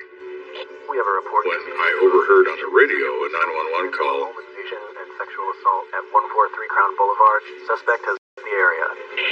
She's just the third one this week. It's nuts. You hear something like that over the air, and it's disturbing. As the lieutenant in charge of the Major Crimes Division, Kenda has more than a passing interest. Dispatch, this is Kenda. Just send a crime scene tech to meet the first responders and stand by for detective assignment. There are a number of units within Major Crimes for which I'm responsible. There is the Homicide Unit, there is the Assault Unit, the Fugitive Division, and the Sex Crimes Unit. Dispatch, can you alert Detective Megan Jewell to go to the hospital and wait for the victim? She'll be alerted immediately. 10-4, Ken out. As for Kenda, he opts to remain at the scene of this potential homicide. Often you get this comment made to me, why aren't you at every crime scene? Because I can't be. There's only one of me. If I never slept and I never went home, I still couldn't go to every crime.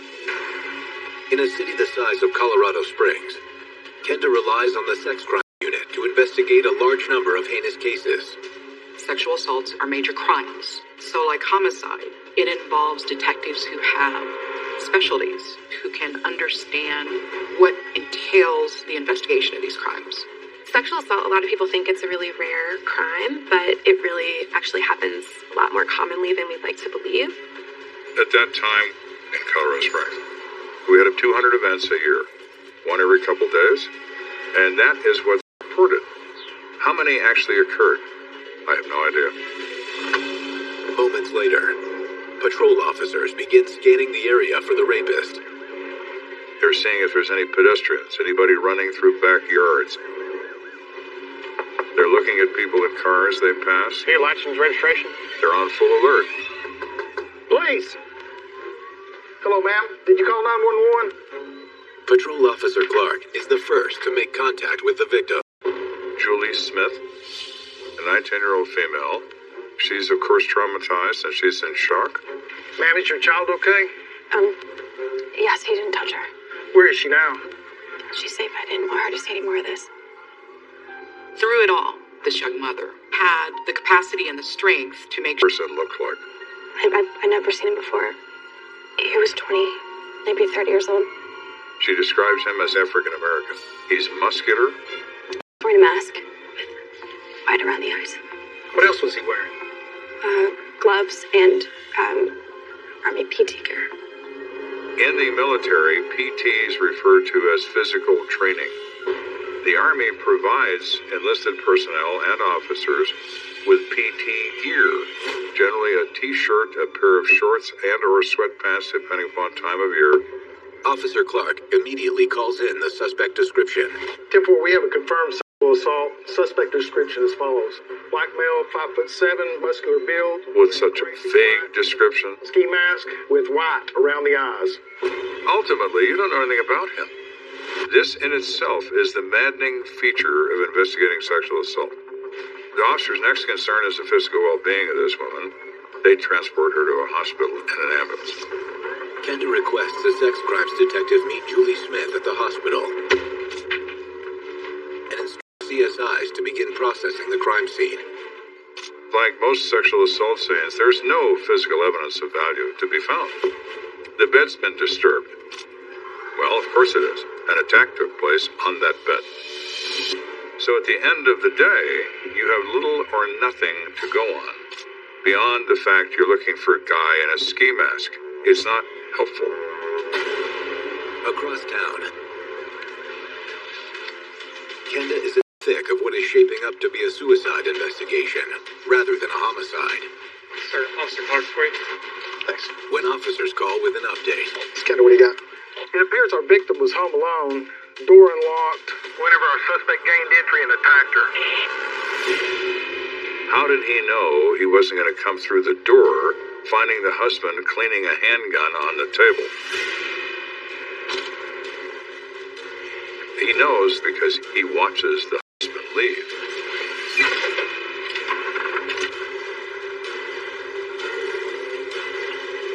He knows she's alone. It's not a random attack. It's surveillance. Is there anything else out of the ordinary? While the suspect was here, apparently went through her purse and her jewelry boxes. Is there anything missing? Our victims advised that the suspect has made off with her wedding band and her engagement ring. 10-4, keep me updated. Kenda. That's odd. It is a rare thing for a rapist to also steal property. He's not there for that purpose. Meanwhile, at the hospital, Julie Smith has undergone a forensic... You know, this is a really hard time right now, but I need to ask you a few questions, okay? Okay. That's difficult, and it's traumatizing to even ask the questions, but it's necessary. We will try to be as sensitive as we can to the victim, but ultimately our mission is to find this person and arrest them. At any time, can you remember if he removed his ski mask? He might have. I don't know. Shut up, she says. Get up. He's very strong. He throws her face down on the bed. If you scream or even move, I will kill you and I will kill your baby. He puts a pillow over her head. She saw a knife in his hand. She was terrified. He sexually assaulted her. Can you remember anything else? He took my ring off. He told me not to move. So I didn't. I was paralyzed. He rummaged around in the bedroom for a couple minutes, and he disappeared. And I didn't hear anything. I wasn't sure if he was still in there or not.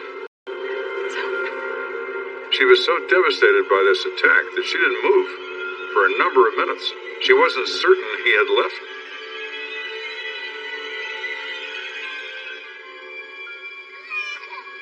She got off the bed. She checked her baby. Then she called 911. Do you have any idea how he may have gotten into your home? It was just such a nice day outside. So I left the door open. Julie, none of this is your fault, okay? None of this. You did nothing wrong. This is a crime. A terrible felony. It's not your fault to leave your patio door open. It's him. It has nothing to do with you. I'm gonna let you rest, okay? Thank you.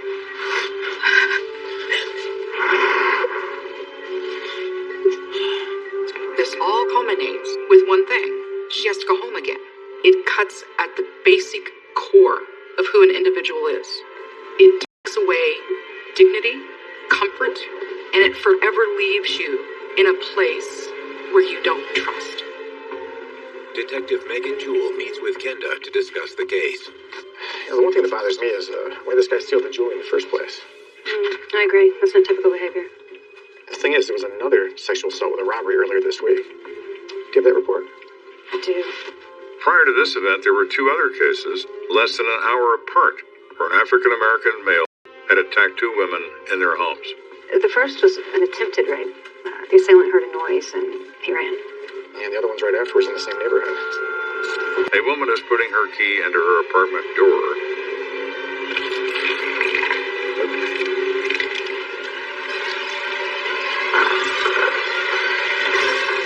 When she's grabbed from behind, he rapes her at knife point. He rummages around. He takes some checks out of her checkbook and $17 in cash. What became upsetting to me when I began to read it was the method was the same. You know, come to think of it, I think a couple of detectives, they were working the same kind of cases last year. Really? Mm-hmm. Can you give me every one of those cases? Yes, sir. I am becoming alarmed. We're dealing with a serial rapist. I can feel it in my bones.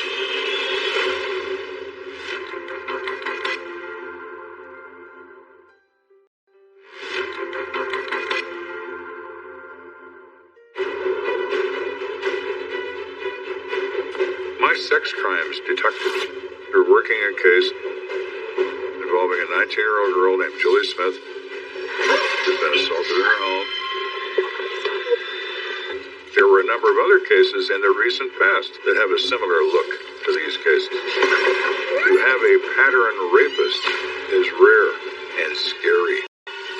Eager to get this monster off the streets, Kenda assigns the entire sex crimes unit to the case. All right, listen up, everyone.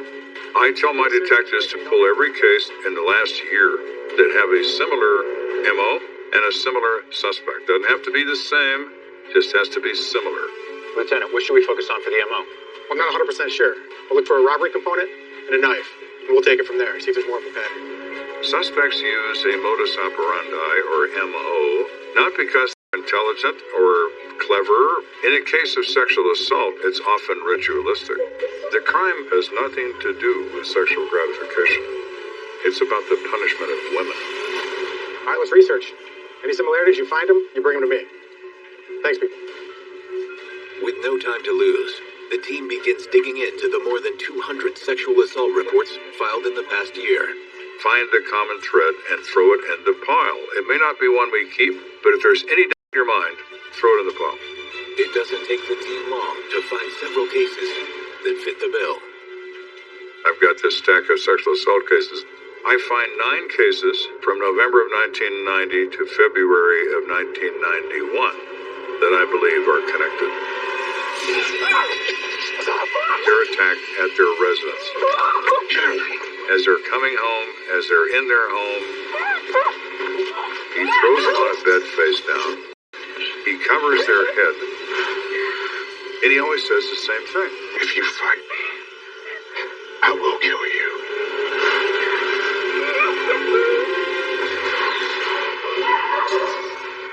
Now I have 3 others, so that makes 12. And we're not done yet. The attacks ran north up to Constitution and everything about east of Circle Drive. So you can pick up on a pattern fairly fast. Now, to identify the suspect, that's harder. But detectives aren't out of luck just yet. Lieutenant, I have a report here where the victim was able to get a glimpse of the guy's face. Well, that's excellent. Can we see if we can get her in here to do a composite drawing? Absolutely. Thank you.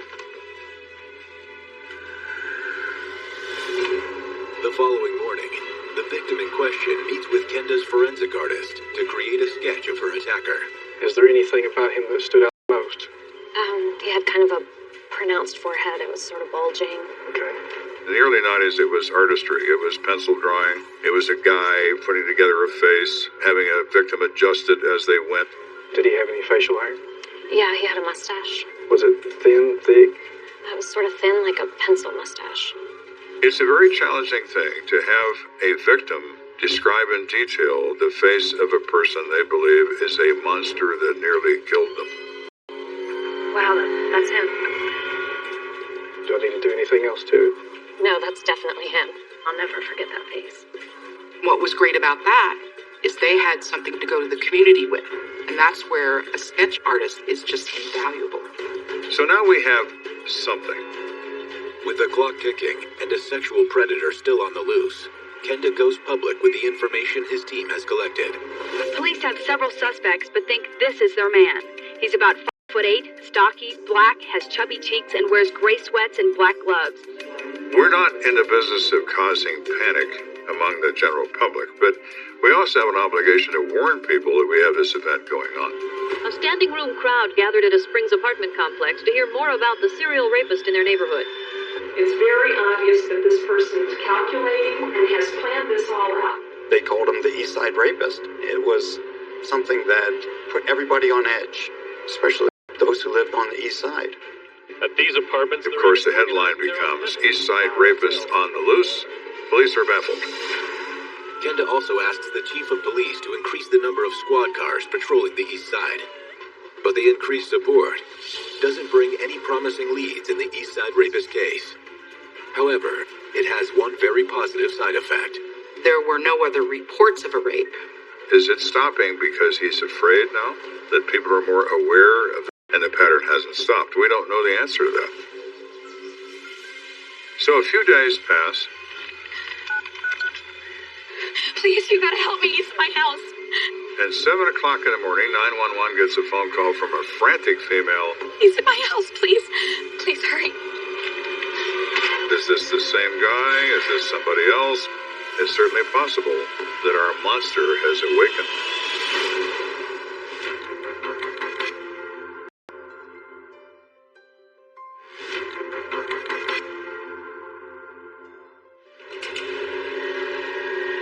We are in the process of investigating a pattern of sexual assaults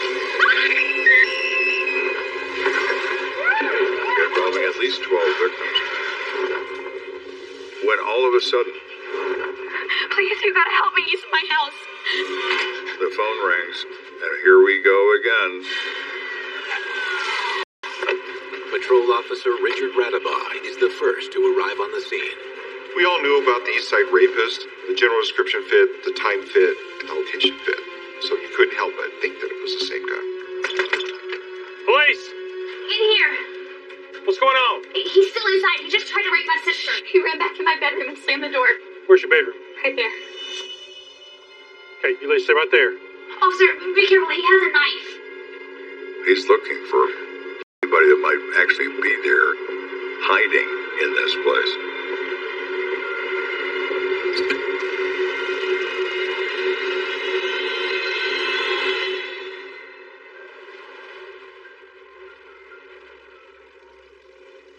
He announces out on the air, suspect is cleared.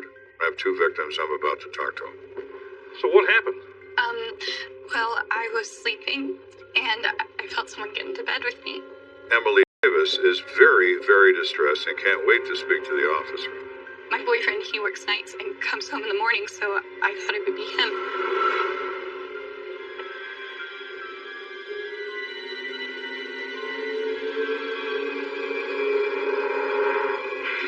Jimmy, stop. Stop. I have to go to work soon. But then she looked in the mirror and she could see that it was this individual. Stop. If you move, you scream, I will kill you. He tried to put a pillow over her head and rape her. She fought him off with all of her strength, with him in hot pursuit.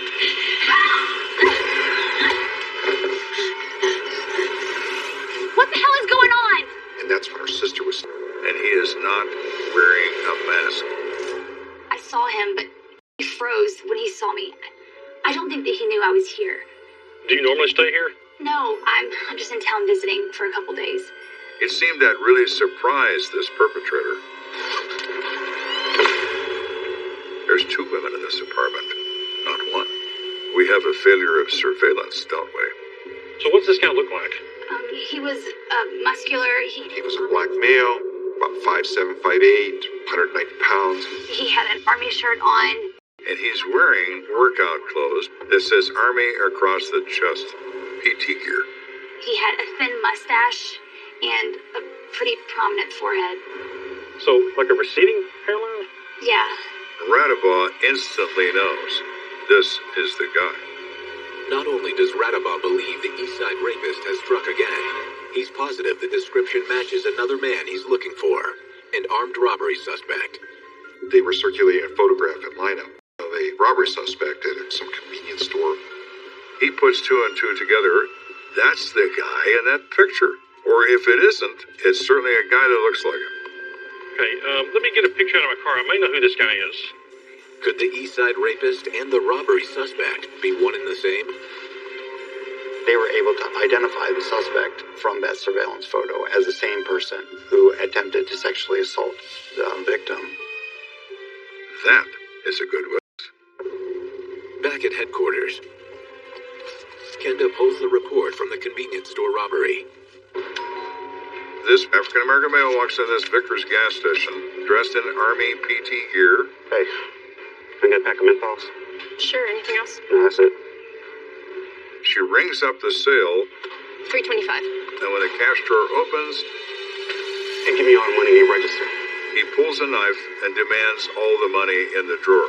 Man, come on, hurry up. Hurry up. Come on, it's okay. Let's go. Get around the corner. Get in there. Get in there. Get in the bathroom. Get in there.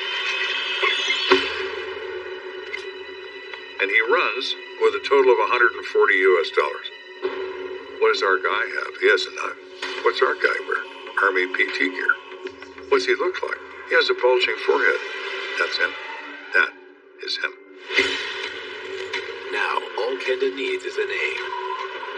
If he's wearing Army PT gear, it's entirely possible he's active duty Army. So we go to Fort Carson, contact CID. How you doing? Good, sir. Which is the major investigative arm of the military police. Lieutenant Kenda from the Colorado Springs Police Department. I need to speak with the commanding officer about a criminal matter. They would just go to every barracks, battalion headquarters, whatever, and go, where's this guy? I want to know if this guy is in your Army, because we're going to give him a new job of making license plates. The MPs at Fort Carson distribute the perpetrator's photo to every first sergeant on the base. It doesn't take long to flush out a suspect. Miss Kenda. Later that day, I get a call that says an African-American male just walked into police headquarters and says he robbed a Vickers gas station and he wants to confess. How convenient.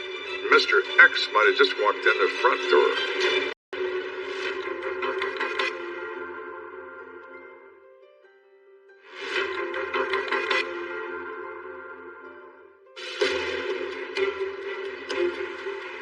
we've been chasing a ghost who the press has named the East Side Rapist. A gas station is robbed by someone who is perhaps the same guy.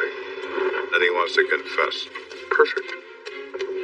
We are presented with Mr. Benedict Jackson. He is 32 years of age, and he is an active duty sergeant in the United States Army. While Kenda watches through a two-way mirror, Detective Sheldon Schneezy questions Mr. Jackson about the convenience store robbery. Look, I did the robbery, and I've regretted it every day since. Why'd you do it? For my son. At first, he seemed very willing to talk. It was almost like he wanted to get it off of his chest. My girlfriend had a baby not too long ago, and we needed diapers. And I was between paychecks, so I was desperate. And I'm truly sorry about it, but it was like a loan. I tried to give the money back to the clerk, but it was too little too late. As if that was going to make all of this go away. But I'm begging you, please, don't arrest me. I cannot get kicked out of the Army. I have a family to feed. Detective Schneezy doesn't bring up the string of sexual assaults Kenda's team is investigating, but he does have one last request for his suspect. We'd like to get a blood sample. Yes, anything I can do to help. Okay. In 1991, very few people even knew about DNA evidence. So he submits, because, well, it's no big deal to him. After officers collect a blood sample from Mr. Jackson, Kenda decides it's time to play hardball with him. Lieutenant Kenda, do you mind if I ask you a few questions? Sure. I have nothing to hide at this point. We're thinking we'll ask him about these women who've been raped. Maybe we'll get lucky. We're actually investigating the rape of several women. Right now, you're our #1 suspect. What? I didn't do anything. Mr. Jackson becomes a different person. Well, right now we have your DNA. And we're going to try and match that up with the DNA we take off the victims. And that same look of shock comes over his face. What? What's DNA? Oh, you'll find out, Benedict. It's quite interesting. When I'm not on duty, I'm with my girlfriend, Patricia Hayes. Just speak to her. She always knows where I am. Sure. Come. You're under arrest for armed robbery. While Benedict Jackson is escorted to the El Paso County Detention Center, Kenda sets out to question Jackson's girlfriend. We go find Patricia Hayes. You guys think he's raping women? She is totally shocked that we would even consider that Benedict Jackson is a criminal of any kind. He couldn't commit a sexual assault. He's a loving, endearing parent, father, boyfriend. Man, we have both a witness and a victim that identified his photograph as the attacker. Those women are wrong. I'm with him all the time. You're with him all day, every day? Yeah, except when he goes to PT. How long you gonna be? I'll be back before you get here. All right. I'll see you soon. See you. Have a good day. You too. How long has he gone? About an hour and a half. Okay, so you don't know where he is for a couple hours a day every day. So you don't exactly know where he is all the time, do you? When I say that, there is a change that comes over her. After speaking with Patricia Hayes, Kenda returns to headquarters, where he and his team review the evidence against Benedict Jackson. Did this, we went back to Fort Carson and got Benedict Jackson's records for signing in and out of the base for all of last year. And every one of his attacks happened during the times that he was en route to or from his home. He resides in the approximate geographic epicenter of where these crimes have taken place. What's more convenient to conduct surveillance than do so within steps of your own front door? It's extremely damning because you could logistically plan his route from Fort Carson back to where he lived and locate the other victims. We developed 23 total victims that we believe Jackson was responsible for. Yet, they didn't have the hard evidence to hold him or probable cause to get him arrested. The only two people we have who can identify him are the two sisters that say it's him. Juries have difficulty with physical identifications by victims. I need more. DNA is more, and this can work. But analyzing Jackson's blood sample, along with the rape kit, will take time. In 1990, the FBI crime lab in Quantico, Virginia, Given the volume of requests the lab receives, it could take a year for Jackson's sample to be processed. Resources are limited. They were overwhelmed with requests, and you simply get in line. Take a number, please. And so we did. In the meantime, Benedict Jackson's armed robbery case goes to court. The judge reviewed his case. Mr. Jackson was repentant. He tried to give the money back, which is true. He did do that. He was given probation and released into the community. With no additional charges pending against him, Benedict Jackson remains a free man. Reality, as someone often said, is a terrible thing. Things in terms of the Eastside rapist case turned a little quiet. He knows he's being watched, so he's being a good boy. But 6 months later, the Eastside rapist strikes again. At 1 o'clock in the morning, a woman reports that she was attacked. This time, patrol officers report there's blood on the floor, a clump of female hair pulled from her head. It seems, certainly on the surface, the Eastside rapist has struck again, and this time he's not afraid to use that knife.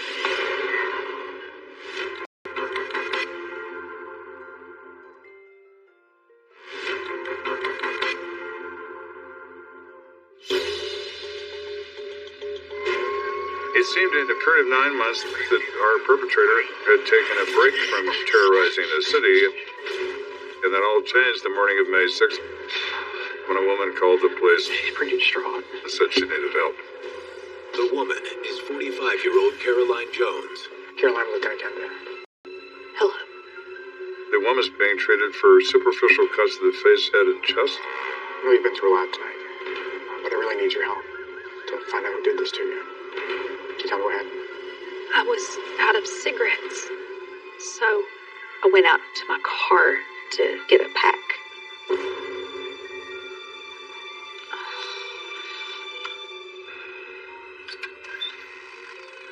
She decided to leave her door unlocked, as she often did.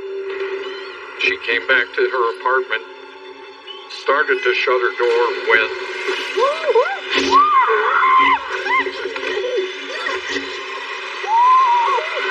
If you scream, I will kill you.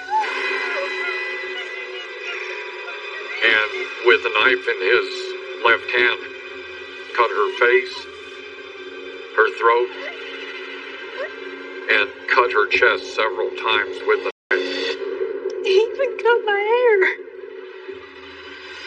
Sometimes your serial rapist will cut the hair or take a piece of jewelry, and this is known as a trophy. That way, later on, they can look at it and get excited again by what they did.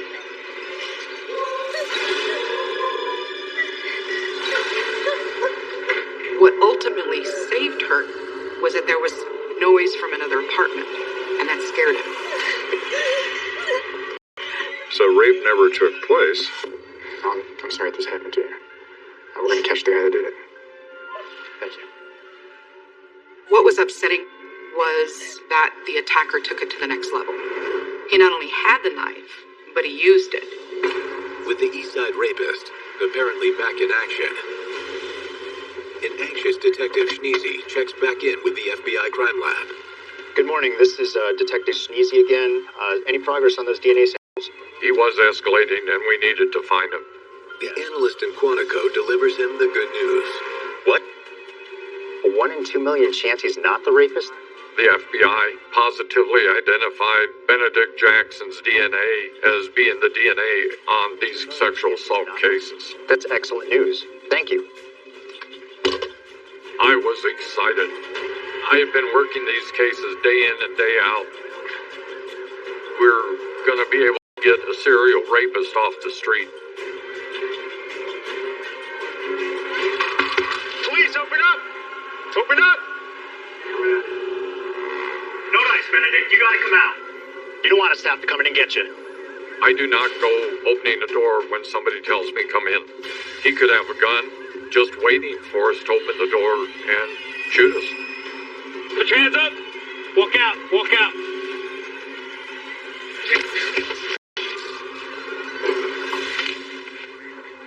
All right, let's get a thorough search of his apartment and vehicle. You notice anything, let me know immediately. He was quiet but somewhat emotional, almost like he was ready to cry. That afternoon, Kenda and Detective Schneezy re-interview Benedict Jackson. Look, I don't know where you're getting all this stuff from, but I didn't rape anyone. This DNA stuff must be a mistake. We would go through each case by case, but he wouldn't actually say he did the sexual assault. The only way you can help yourself now is if you start talking. Excuse me. At one point, they interrupted us regarding the searching of his apartment. Thank you.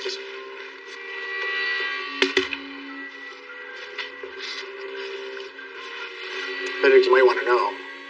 They found a bloody army t-shirt in your closet. Still want to call this a mistake? You found the shirt. You found the mask. You found everything. Now you're under arrest for rape.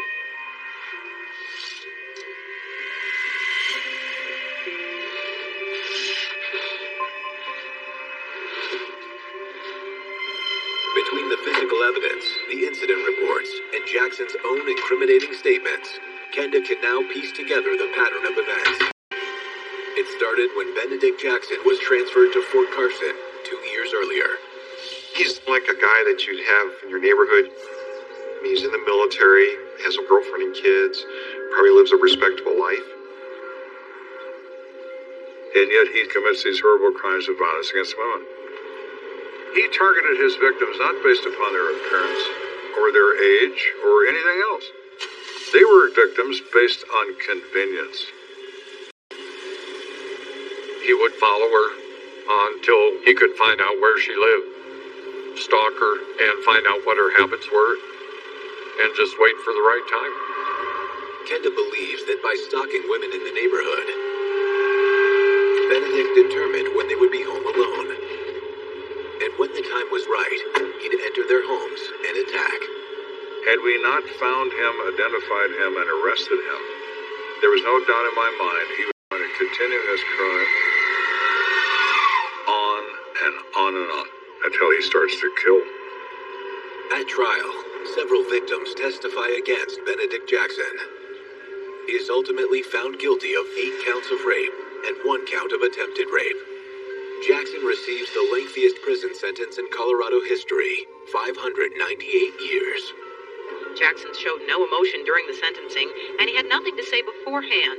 This apparent lack of remorse is part of the reason the judge gave Jackson the maximum sentence. There's absolutely no hope for rehabilitation for this individual. The prosecution had asked for the maximum sentence and was happy with the ruling. This predator is now in prison for the rest of his life, and Colorado Springs is safer for it. But as Benedict Jackson is carted off to prison, new information suggests there may be even more victims. The prosecutors determined, in their opinion, there were 100 other cases in Colorado he was likely responsible for, and 21 cases in Germany. Even though this first trial is over, allegations against Jackson continue.